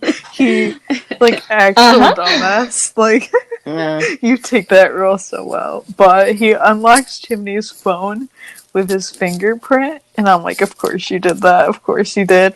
Right. And then he lands himself in the hospital jail. Yeah. And he did it because the detective on the case was not going to couldn't use the phone without permission of Chimney or a search warrant, which they didn't have either.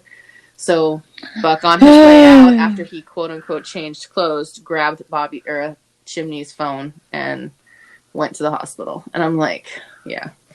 But yeah. I'm like, I can understand why, but boy. Yeah, like I get why he did it. Like it was to save Maddie and stuff. But Buck, really? Yeah. And then like Athena's like, it's like, It's like, Detective Marks didn't think I was right when I said that you would do that. And here you are. And then Eddie's like, so you're in hospital jail. Yeah. I love how Eddie was there too.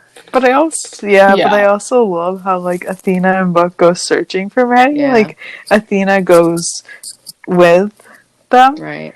And honestly, the only thing that I would have loved more of was if Eddie had been there. Yeah. I mean, yeah. I wish he would have been, but I don't know. Yeah, I mean, I feel like it would have been out of place, but like maybe, but still. Yeah, right. Yeah, I get it. And I think it was funny too, because like, Athena's like, Detective Marks can't use Chimney's phone since it's been unlocked now illegally because Buck did it, but Athena, as a concerned friend, can. Oh yeah. And I love when Athena leaves, like with Buck, Bobby has to lay down the ground rules because like they'd only been engaged for a little bit, so he's like, I don't want you to do anything stupid. I want you to stay with her, and I don't want you to do anything that's going to force her into early retirement. Yeah. Yes. Yeah. Yes. And like, yeah, we're just gonna fast over through most of this stuff because like it's not really like too relevant. We all know what happens. Like, right. But eventually, Buck saves Maddie, and like in the ambulance, Maddie finds out that Chimney is alive. She's like, Chimney's alive, and Buck is like, her reaction was heartbreaking. I know, because like she didn't know, and like Buck's like, oh yeah, of course Chimney's alive or whatever and stuff. It was like so like I was like, oh. And then, like, eventually in the hospital, like, they're reunited and stuff, and, like, oh, I just love that. Because, like, they went through so much together. Right. And I love how she's like, yeah, I got myself transferred so she could be at the same hospital. Yeah. And in the next episode, Chim's home from the hospital recovering, and Hen is there checking on him, and he's folding all his clothes. He's Marie Kondoing his apartment while he's home recovering. Oh boy, yeah. And Hen's line of, "You need therapy." Like, particularly comes to the bench and just like, stop doing this. Right. Do something smart. Yeah, and like the whole line of when Hen's like, so I'm guessing Maddie still sparks joy, and Chim's just like, always. Oh, yeah. I love that. Oh, it's so cute. Yeah. And then while they're there, or while Hen was there, I guess, is when Buck and Eddie and Bobby are at the station doing a talk for the kids. I think Bobby called it a TED Talk for tykes or TED Talks for kids or something like that. Yeah. And Eddie's like, he is intense. And Buck's like, yeah, he takes these talks very seriously. And I'm like, only Bobby. Only Bobby. Like, I could see Buck doing it too, but only Bobby. Nah, I think Buck would be more of the fun uncle. He obviously was when he's like, come on, he's like, everybody on this side, let's go check out the fire. He's all bouncing around. Yeah. Like the kids were. Yeah, no, that's straight up facts. Buck is gonna be the fun uncle. Buck is the fun uncle. And Yes. And the kids that are there is Harry's class, which is Athena's son. Mm-hmm. So Michael's there as one of the chaperones, and overhears Harry talking to one of his friends about his new dad. And so there's this, jealousy that Michael gets all of a sudden because he's seeing that his son is suddenly like interested in hanging out with Bobby and what Bobby does. So, and I can understand it. Yeah, he feels displaced. Yeah, definitely. And like Bobby hasn't quite found his place yet, so. And then kind of the storyline from the episode that I think every single one of us would fear if our GPS goes down is the computer-aided dispatching system that 911 uses goes out. And they have no idea where anybody is and has to use radio. So they wind up with 3 fire trucks on one scene. Yeah.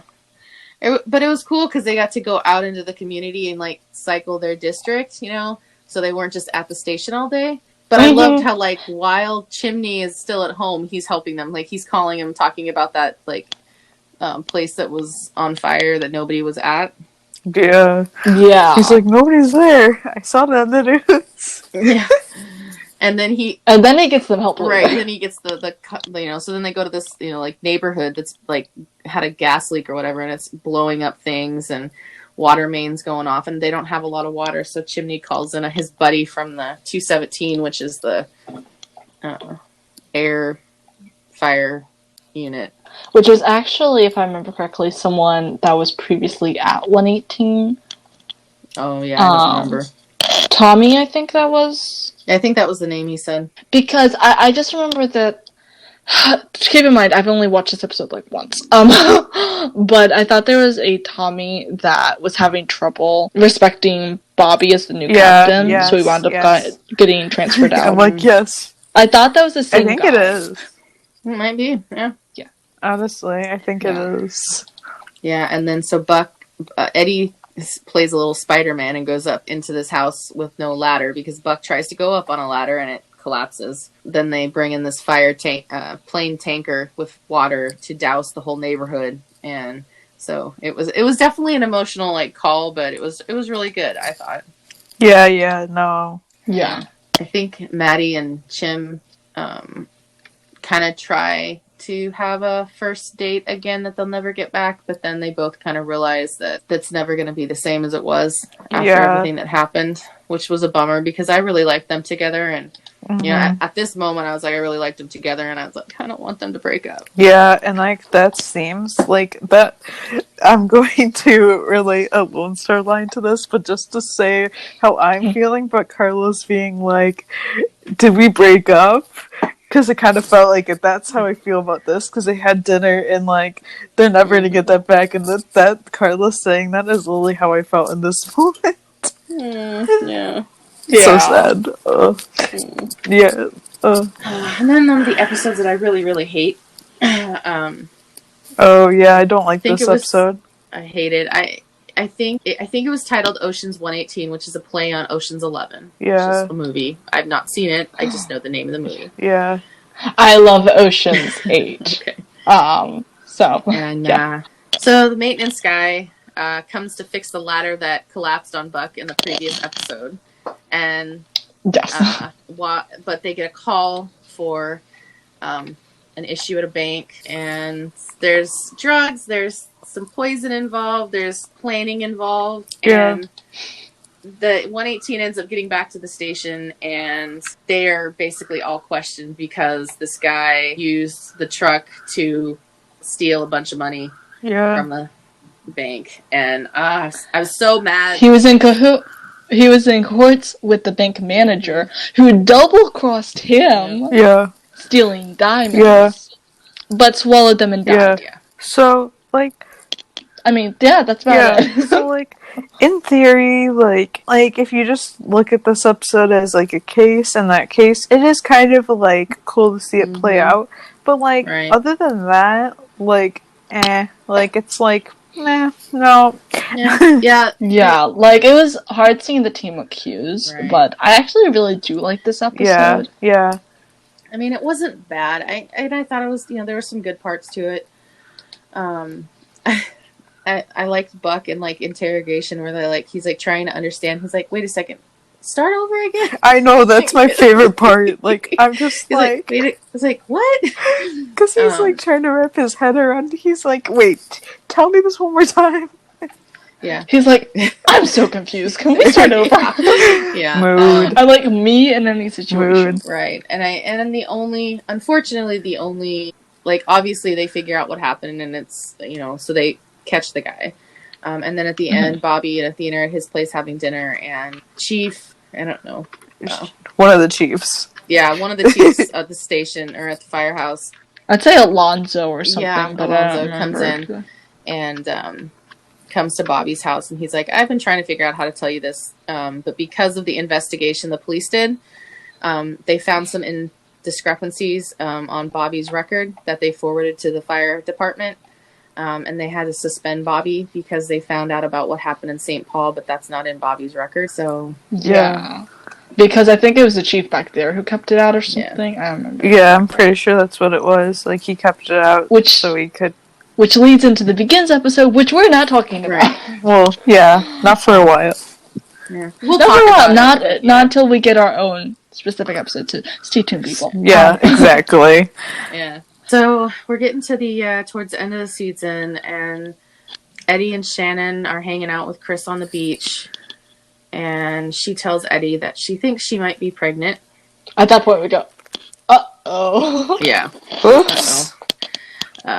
First off, I was like, how long have they been sleeping together to where are we sure it's his? And then, yeah, because we have very little concept of time. Yeah. Yeah, and I didn't trust her. I was like, obviously I didn't know the rest of the story about, like Eddie stuff, which is, something we'll learn in Eddie Begins. So all I was doesn't make me trust her anymore. I'm sorry, literally just say that. I agree. Yeah. And then, so with Bobby out of work, Chimney has been put in charge. I love that. I love, like, he's hard butt. And I love how, like, everybody individually, like, goes to Bobby. Can you please come back? When are you coming back? Can we go to the department for you? He's trying to wedding plan, and that's the funniest thing, but everyone keeps interrupting him. Eddie comes for life advice, basically. But comes with him pleading for him to come back. Yeah. It's like... Yeah. No.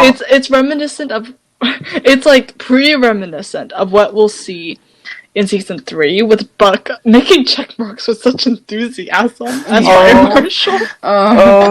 Yeah. Yeah, and then even Chimney's stressing out because he's like, they all hate me. Yeah. And I think there was one where he's like trying to do a lineup, and Hen's like, Buck says something like, so we're doing lineups now, and Hen's like, I'm out. And she literally just walks away. I'm like, girl, yes. Go ahead. I think Yeah. everyone wished they could follow her. Yeah. But she could Yeah. probably get away with it most because she's his best friend. True. Oh. And then, one of their calls is that guy falling in a vat of chocolate. Yeah. Because he has no willpower. I like Honestly, chocolate, but I like- don't know if I'd ever go swimming in it. Sorry. Oh, I love chocolate. Give me all the chocolate, but I don't want to drown in it. Yeah, because like it's so heavy that it like Mhm. weighs you down. It's like, Yeah. It's actually just like the corn in Lone Star. oh yeah, I love that. yes. I didn't even think about that before, just like 2 Mhm. seconds ago. But yeah, Fortunately, Yeah. no one made any real rash decisions there. Right. But Well, I mean, Buck almost fell. That was funny. Eddie Yeah, saw yeah. them from that happening. And then, like, every time they try to pull the guy up the pocket and like, what's happening here? And Hen's like, physics is happening here. And I'm like, yes, I love physics. But then, like, Chimney disappears. And then, like, he comes back in a little bit. And he's like, and then he pours in some, like, oil. And I think like, it was cocoa tempers- butter. Cocoa butter, yeah. It kind of tempers the chocolate. So Yeah. it'll, like, thin out and stuff. So they were able to rescue the guy. And then everybody's like, good call. And then Hen's like, you called Bobby, didn't you?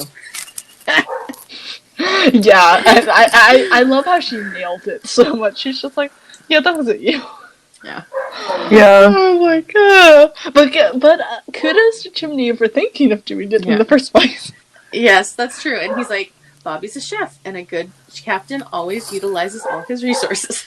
And I And I was just okay. like, yeah, okay. Yeah. yes, Chim, yes, yeah, In this episode, we also see like Maddie's kind of struggling with whether or not she wants to continue being a dispatcher because she's having a problem with not knowing the end result to some of the cases that she gets calls for.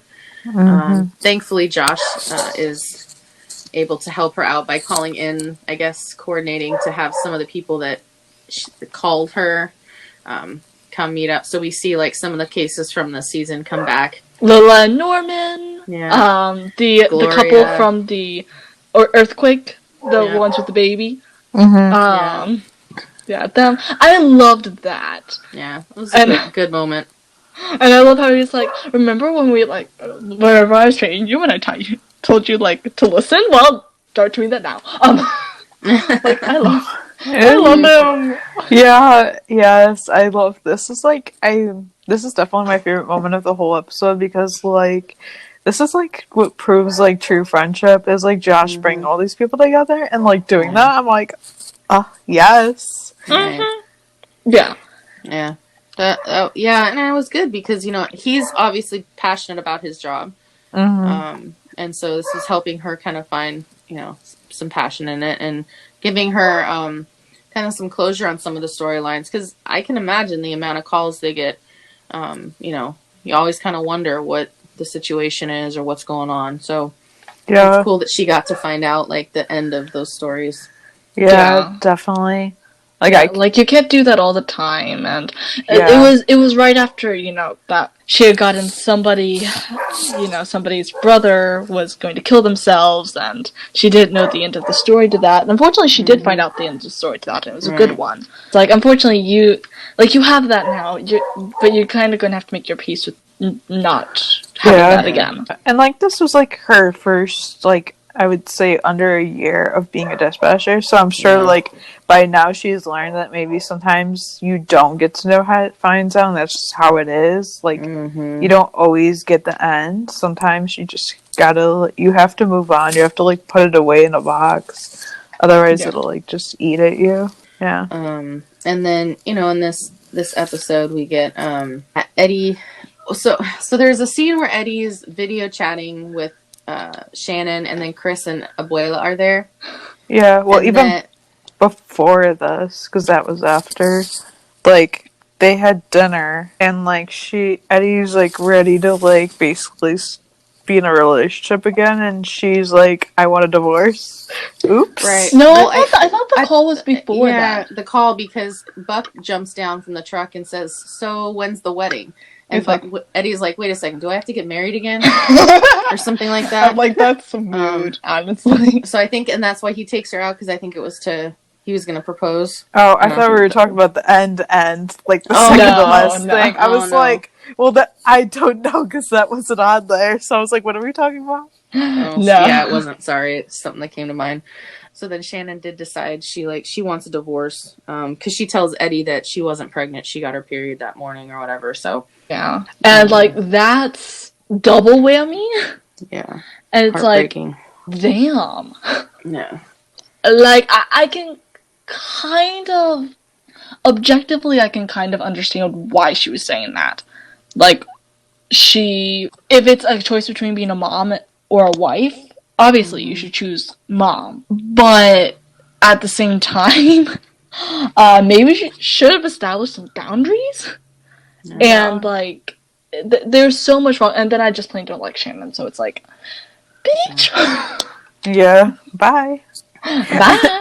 That sounds so bad. That is so bad considering what happens later. But yes! Yeah. That's what I mean. Like, Right. the next... Yeah, that's the next thing on the list. The next thing that happens is, like, getting to a scene of an accident, and then, like, a woman's hit by a car. They show her, it's Shannon, and then, like, you just see Eddie run over there, so she got hit by a car, and, well, she died. Like, very quickly from being transported to the hospital.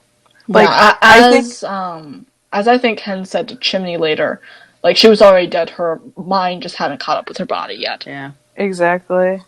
Yeah. And something I noticed, so the shirt that she was wearing when she passed away was actually the same shirt she was video chatting in, but in between the scene of the video chat and the scene of her getting hurt, there was a nighttime, so I'm like, I think they were filmed and they were planning on doing those in a different order, but then they ended up not. Because, like, she was wearing the same shirt. I went back and looked, because I was like, is it or is it not? And it was the same shirt. So I was curious, like, because in the video chat, she said they were going to go for ice cream, and in the background at the accident, you can see an ice cream parlor. Yeah. Yeah. Interesting. I never noticed any of that before. Yeah, me either. I guess because I knew the storyline, so I was like, I kind of was able to look around in the background a little bit more just to see what was going on. Yeah. And, you know, obviously, the injuries she sustained were just too severe that they really couldn't treat anything, and so when she gets to the hospital, she's gone, and so it was tough, you know, definitely. And I love how, like, Bobby got to the hospital, and, like, they're all standing there and, like, kind of supporting Eddie, and then Bobby gets there and he just hugs Eddie. You know, I was always upset that Buck, like, didn't hug him, didn't see anything. But after watching that scene many times, I noticed that there's a very brief moment where Eddie's walking by Buck, and he pauses ever so slightly, and I'm pretty sure from, like, movement, you can't really see because you're seeing shoulders up. But some movement, I'm pretty sure, like, Buck had put his hand on his shoulder or something. Yeah. And, like, was offering some sort of physical comfort. I'm like, thank you, at least there was that. Yeah. And, like, Bobby's the only person who knows what Eddie's going through right now. Yeah, which is why I don't really care that Buck wasn't the one to hug him first. Because, like, they've gone through the same thing now. So, like, they have a more connection on that level where Buck can't relate at all. Yeah. So it was really tough. I'm sad that the storyline ended that way. We're sad she died. We're not sad to see her go. Yeah. I mean, I'm kind of conflicted because, like, obviously I didn't want her to die for Chris. But also, like, I kind of am, like, I guess, like, I'm okay with it ending that way because, like, then, like, it's not like she's coming in and out and stuff, which is kind of finality. I don't think that could have ended any other way and have it truly end. And I think that's basically what you're saying. Yeah, is because if she just left again, okay, when's she going to come back? Basically. Yeah, like we'd be waiting around for her to come back, and like most time, like there was no other way they could have saved the relationship. Like so, like. That's, like, the easiest way to get rid of somebody, I guess. Right. Because by that point, she'd shattered Eddie's trust a second time. Yeah. And that would have been just awkward going forward with Chris. Yeah, it would have been even worse for Chris, too. Yeah. Yeah. Because he'd have to put up with his parents barely being able to stand each other, really. Right. And no kid deserves the drama of being pulled back and forth between two parents. And Chris, you know, he wanted to have his mom in his life. But I think even Chris partially knew that, like, she should be kept at a distance. I don't know. Yeah. It's kind of the vibe I got from him later. Yeah. Yeah. Yeah. I think, obviously, kid should have his mom and stuff like that. And I'm very sad that he had to go through that. But other than, like, that brief thing with the tsunami, you don't really see much of it afterwards. Like, I think he spent so long just being with his dad, it's kind of easy to fall back into that. Yeah. And, like... Or his grandparents. Yeah. Yeah, exactly. And then kind of the last kind of tail end of this. So earlier in the episode, the team had responded to a bombing. And then later on in the evening, Athena and Bobby are looking at, or trying to look at wedding venues, but because of what had happened with Shannon, they weren't in the mindset to go. And they see some news talking about another bombing. And Bobby's like, another one? And then they kind of start to realize that it's a serial bomber because it's not just one, which kind of moves on to the season finale, which is there's a serial bomber and everybody in the city's on edge. There's traffic's backed up. Eddie's family's there, obviously, for, the funeral. Yeah. Yikes. Yeah. His mom and dad, like, I can't stand them. Like, they just want, like, they want him to move back to Texas. And then one thing that bothers me about this is like, basically want him to move back to Texas. I feel like they want to raise Chris as their own, which really just, We already find out later on in Eddie Begins. That's basically what they were attempting. Yeah, which is like, what the, like, yeah, and I'll save my full thoughts for that, but, like, I just don't like that, and just the family, this is not the time and place to bring something like this up at his wife's funeral. Right. Like, what the heck? Yeah, like, terrible timing, like, poor timing, bad choice. Yeah. Like, there's just so much wrong with it. Yeah. And they're trying to justify it by Eddie not having any family there. And what about Abuela and Peppa? Yeah, I know. We have a life here and family. Thank you, Eddie. We're sitting right here. I love when Grace says this line. She's the only one. It's a movie. It's so I love it. That's probably my favorite line, like one of my favorite lines ever. I just love it so much. Like, I love Peppa and stuff. She's tough, but she's cool. Yeah, I like her. And she's so good to, like, Eddie and Chris and stuff. Yeah, I know. I wish we'd gotten to see what his sisters are like. Yeah. They were there. But I hated kind of hated the parents then. I fully hated them in Eddie Begins. Same. But I was like, seriously?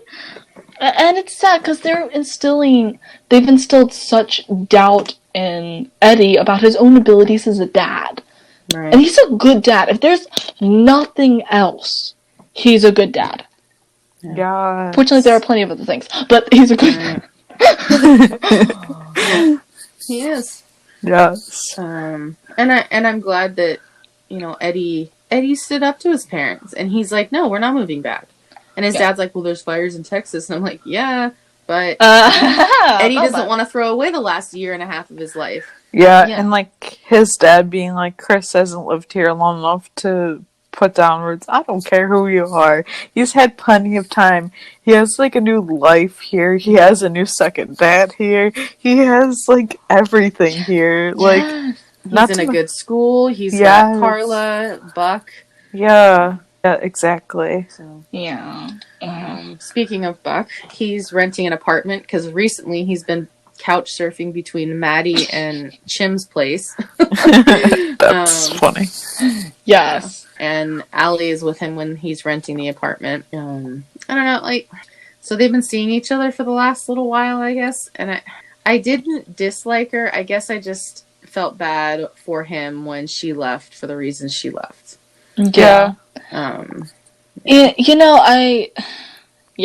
save it for that particular point when we reach that in this episode. But it was. I don't feel like it was ever made to seem like it was going to last. Right? Yeah. Yeah, I think it was supposed to just be like a temporary relationship or whatever. Because Yeah. like, yeah, I don't think it was like even like super. Like, I don't think it was serious either. She wasn't super involved in any of the episodes.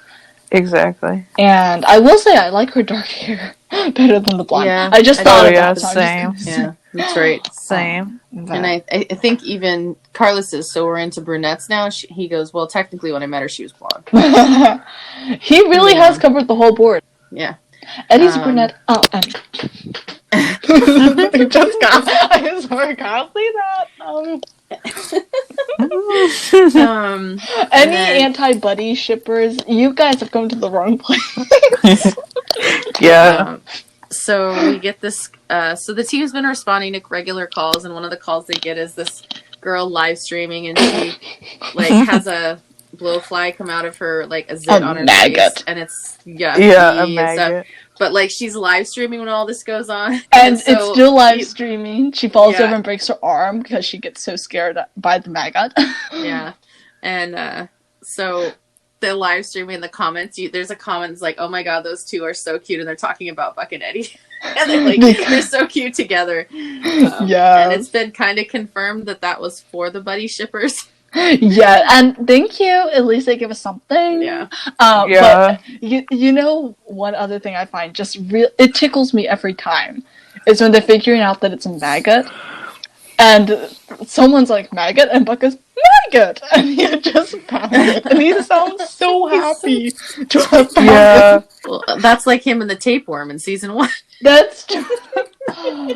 I guess just like he's fascinated by natural disasters, he's fascinated by natural animal disasters. And then so obviously we've got the serial bombing going on in the city. So Michael and the kids come back to the house, to Athena's house, and they find a box on the porch. And thankfully Michael was there to stop Harry from picking it up. Oh my gosh, gosh, able to call the police. So bad. And it turns out that it is one of the bombs. And Athena is on the radar of this guy, the bomber. And that's when they start putting it together because they have all these links. Right. And Athena is like, I don't know, the people who've been attacked already with the bombs, they're like trying to figure out who's who.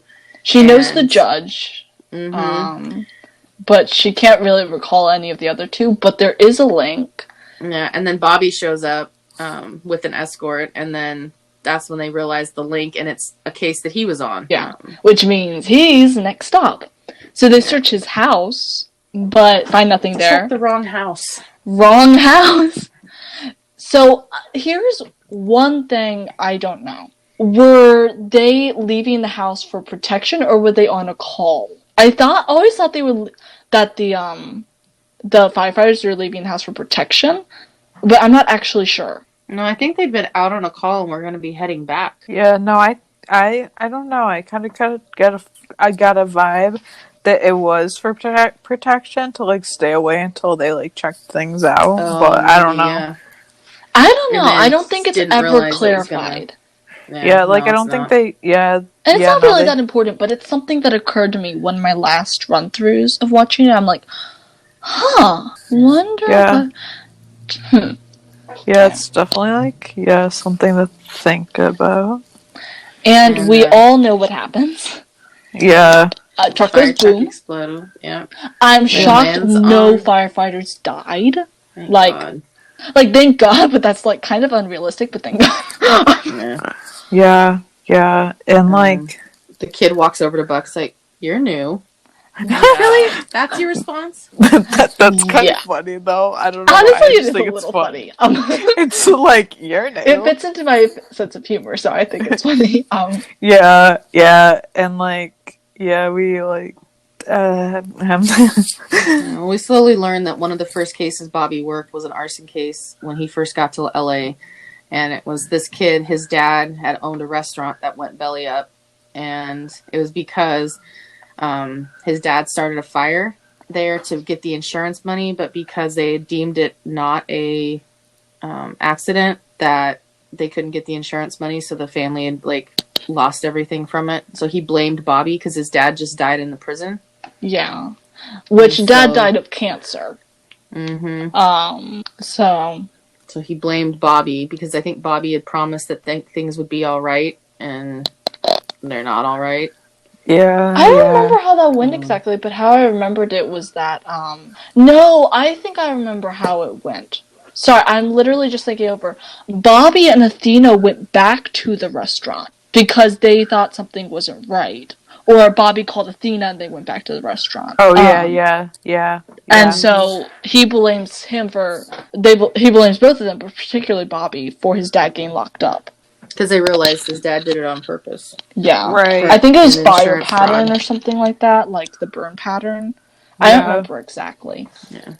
Yeah, that's like, one of the things that you'll, like, probably never get away with. Like, Yeah. Like, it's not a new trick. People do stuff for insurance money all the time. Sometimes they're caught, sometimes they aren't. Exactly. But, yeah.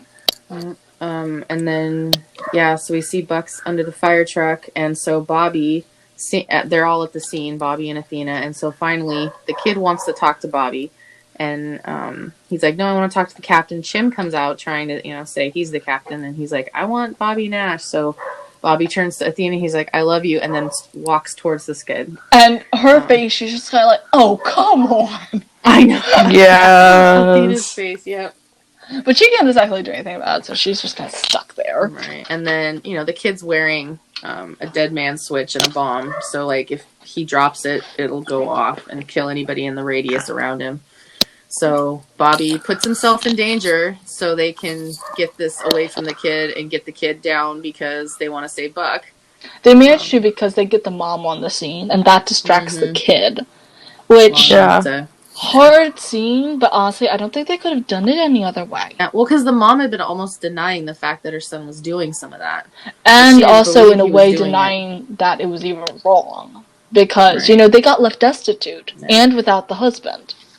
Yeah. So, like, I can sympathize with her a little bit, but she was difficult at first. Yeah. But you can see this, like, finally broke her again. Right. And it's like, they're like, good work on Bobby, like, grabbing him as that happened. But, like, ooh, that was nerve-wracking for a little bit. And then I love, like, Hen and Chim and Eddie rushing over to help Buck, and then, like, all the firefighters trying to get the truck off of Buck. Yeah, and civilians. But well, at first the firefighters couldn't, so then just as Chim was going to call for reinforcements, that's when all the civilians came across the barricades and, like, ran up to help, which was really awesome. Which was the only way they could have done it.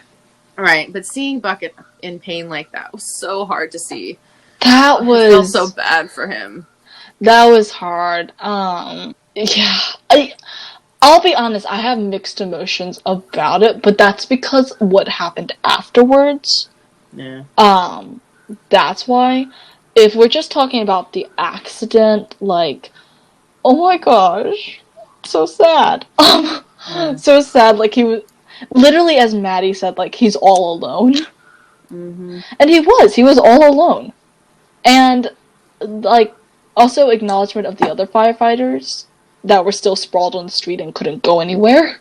Right. But, yeah, that was a tough scene. One of my favorites, and I saw this in a video, not in a video, a photo, something like that.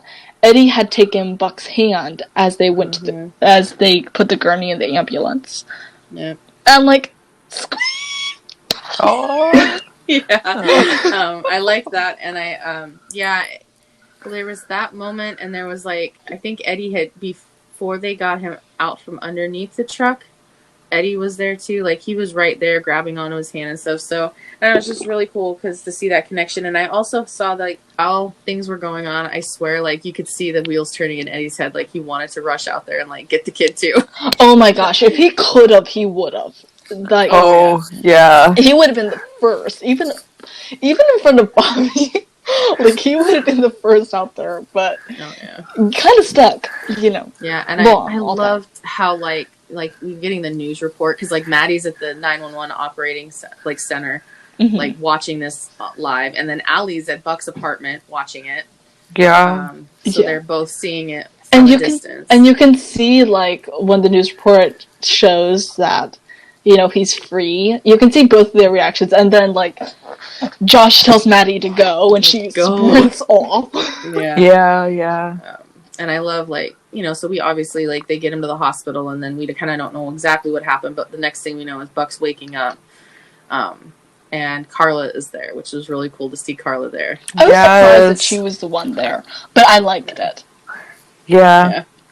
And then Allie came in, and Maddie, and I love the line where they're just kind of like, Maddie and Carla are like, oh, he's forgotten we're here. I was like, I just like it known that he said, like, he didn't even acknowledge that we're here, and she's like, I don't even think he realizes we're in the room still. Yeah, it's like, well, he doesn't think any of us are being here. It's like, girl, I don't think he knows we're still in the room. And then, we realized that, Buck kind of realizing that he still has his leg because the doctor couldn't make any promises that he would be able to save his leg. And if that, they couldn't make any promises that he'd ever work again. Yeah. So waking up and seeing that he still has a leg was a big relief for him. And I, everybody I think was kind of like unsure, and like you could see Buck was determined to go back to work. Oh, yes, he was. Yeah. And I think, and that's obviously what causes the kind of spat between, Allie and Buck when he does come home from the hospital. And, because she's not really sure she's ready for that kind of relationship with somebody who's in danger like that all the time. Which, you know what, I'd just like to say this. Valid, because it's hard being a military wife, an officer wife, and a firefighter wife. You never know if your loved one's going to come home. And I say wife, but that applies to any partner, any kid, anything. And it's important to realize that fast, rather than be years into committed relationship, be married or something like that. And honestly, it's also not always easy to acknowledge that, you can't do it. So I don't actually condemn her for her reasoning. Horrible timing. Absolutely horrible timing. Yeah. But she also didn't leave right then and there. She wasn't sure. She didn't pull a Tatiana and not show up at all. Yeah, she was there, and she was still trying to make up her mind. We find out she made up her mind. Yeah. But which she made a choice, and, she's got to feel comfortable with the choice she's, the person she's with, and if she's not, plus, I think she would have been fine if Buck said, well, I'm just going to, take some time and see what happens, or, like, change my job. Yeah. But Buck was like, no, I'm planning on going back to work as soon as possible. She's like, yeah, I'm not ready for you to do that. And so she had to make that choice. So, yeah, I'm not mad at her. I wasn't a huge fan of her character, but yeah, I'm glad she did it that way, and, like, she didn't drag him on any longer. Yeah. If they were going to keep any of his female counterparts in, I would have chosen it to have been her. But either way, I didn't really care whether she stayed in or not. Yeah. So, like, it sucked. But once again, not condemning her, really. Yeah. The only thing I condemn is the timing. But even then, if she'd waited longer, it might have been worse. So it's like, it's a hard case. Yeah, especially with all the stuff that happened in, like, season 3. If she stayed that long, it would have been worse. Yeah. Yeah, and, like, I don't know. I feel like we didn't get enough of her to really like her or dislike her. So, like, I liked her good enough, but, like... I liked her spunk. She had spunk. Yeah. Like, yeah, she was definitely, like... She was good enough. I don't know. Yeah. I know Allie's pretty much a conflicted topic. A lot of people condemn her for leaving, but it's like, me, I just don't do that. Yeah. But I don't mourn the relationship. Yeah, no. Yeah, I didn't hate how she left, though, because, like, she didn't, like, just get up and leave, and she had her reasons, and she was honest, and she was valid, and if I was Buck, I think I would want that, because, like, you don't want somebody just staying around just to stay around. Like, you want somebody that's actually, like, support your decisions and feel comfortable. At that point, she would have been staying around for her as a way to, like, save face. And that's not it. So If it was going to happen like it happened, which obviously it did, that was the best way it could have been done. Yeah, exactly. Right. Yeah, and also in this episode, I love how Bobby's back to work, and they're like, "Welcome back, Cap," and he's like they were surprised that he got reinstated so quickly, but they're like, "How can they like fire the guy that just was on national television? You know, like saving all these people." Yeah, and hence like there would have been a fiery tweet storm starting with me. And I'm like, right. Girl, yes. Yeah. And I love how like they've got a new truck, and like Eddie walks in, he's like touching the new truck, and he's like, and we're told we're not to scratch it or break it, etc. Or blow it up anytime soon. Or blow it anytime soon. So that's why Buck didn't want TK taking their truck. Oh, I just thought of that. I love it. Yes.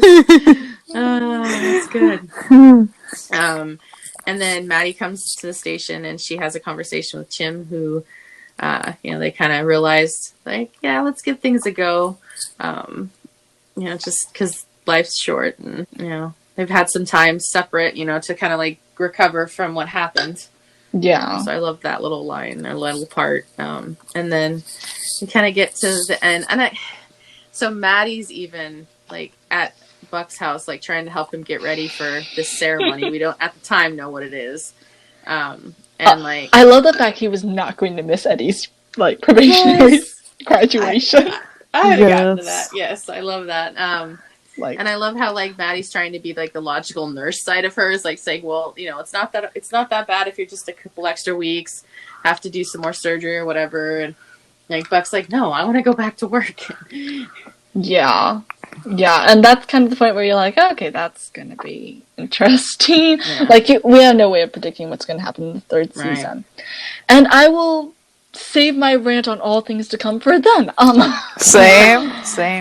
It's hard though right now. I keep wanting to say stuff, but now I'm not going to. Me too. Yeah. So Eddie has finally come to his 1-year end of probation, so he becomes a firefighter. So they have a big ceremony at the firehouse. I'm so proud of him. And I love how like Chris walks up with his helmet. I love to that. give him, and that was a really cool moment.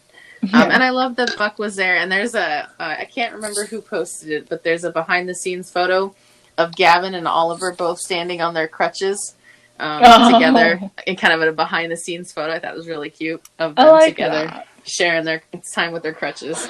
And then, everything that's gone on through this season, who haven't we talked about? Bobby and Athena. And Bobby says, let's get married today. And she's like, whoa. But she agrees. Yeah. Because he's like, you said you only need me and the kids. Right. So they take the kids and they go to the courthouse. And he's like, I know you're not going to have anything to wear. She's like, oh no. She's like, I have something to wear. And it was a pretty dress. Yeah, okay, I like that. Very pretty. Dress. Yeah. I loved that. I was squealing. Yeah. Honestly, I would have rather had that kind of wedding than, like, a big, huge, like, blowout thing. Like, I think this was perfect. And, like, if this was them. Yeah, honestly. Exactly. If they would have did anything else, I think it would have been overboard, in my opinion. And you know what? I think that's when, something that a lot of people have gone through, they've already had that once. Yeah. They've already had the big to-do at some point. Yeah. Because they've both been married before. Athena's divorced. Bobby's a widower. And they don't need that. It's not... Yeah. They've already checked that off the bucket list, so to speak. Right. Yeah, and they're also older, and they know what's more important, which is just, like, having the family there and seizing the opportunity while they have it. Exactly. I liked it. I mean, I know that, we'll talk about it at the season 3 episode, but, I liked it. I thought it was like, let's do it. And it's not that nobody knew they weren't gonna get married, because they were engaged. So, I don't think anyone could have predicted that, though, and that's what I like about it. Yeah. Yeah. Bobby doesn't seem very spontaneous, so yes, I can understand. No, he seems like a rule follower, like, by the book. This is how, that's, like, what he pegs me as. Athena's kind of, like, I wouldn't say she's, like, super spontaneous, but she's definitely more spontaneous than he is. Yeah. I feel like she just kind of goes with the flow. Yeah, I think she likes things a certain way, but she's okay if they're not that way. Yeah, exactly. Well, we made it through season 2. We did. We sure So did. much. Has anybody given us any thoughts on their thoughts for season 2? Yeah, so I have a few. The first one says definitely when we were introduced to Christopher Diaz, and I was like, okay, yeah, not just Fair Eddie, enough. Chris. That's fair. I mean, Yeah. the star. The I love star. Chris. Yeah, I love Chris too. Gavin's awesome. Yeah, exactly. And then a favorite episode was the bomb episode. I think that might be talking about the one earlier in the season. Wait, what was it? The bomb episode is like a favorite episode. The bomb episode. I don't. Well, so it's either the last couple or the first one with the guy and the grenade in his leg. When Buddy bonded. Grenade I'd in his say leg. the bomb, so like the later ones, because I don't think, grenades are often referred to as bombs, but, either way, only a few options. Yeah. No. Yeah. I don't know. I feel like that's what people. I think that's what people really just see it as. So that's why. Either way, good choice. I mean, whatever you mean. Whatever floats your boat. Buddy bonding. I'm okay with that. However it happens. Yes. Okay, well, thank you guys so much for joining us and listening in. Be sure to subscribe to the podcast on Anchor. We're also on Spotify, Apple, and Google Podcasts, and almost anywhere podcasts can be found. On iTunes, please rate us and leave us a review. It would mean a lot to us. You guys can follow the podcast on our socials at 911LS Roundup on Facebook, Twitter, and Instagram. You can follow me, Katie, at For Love of Tarlos on Instagram and at For Love of Tarlos on Twitter. You can follow me, Grace, at RunanRatha911 on Instagram and at SheepGirl31 on Twitter. You can follow me, EJ, at EJ8302 on Instagram and Twitter. Bye. Bye. Bye!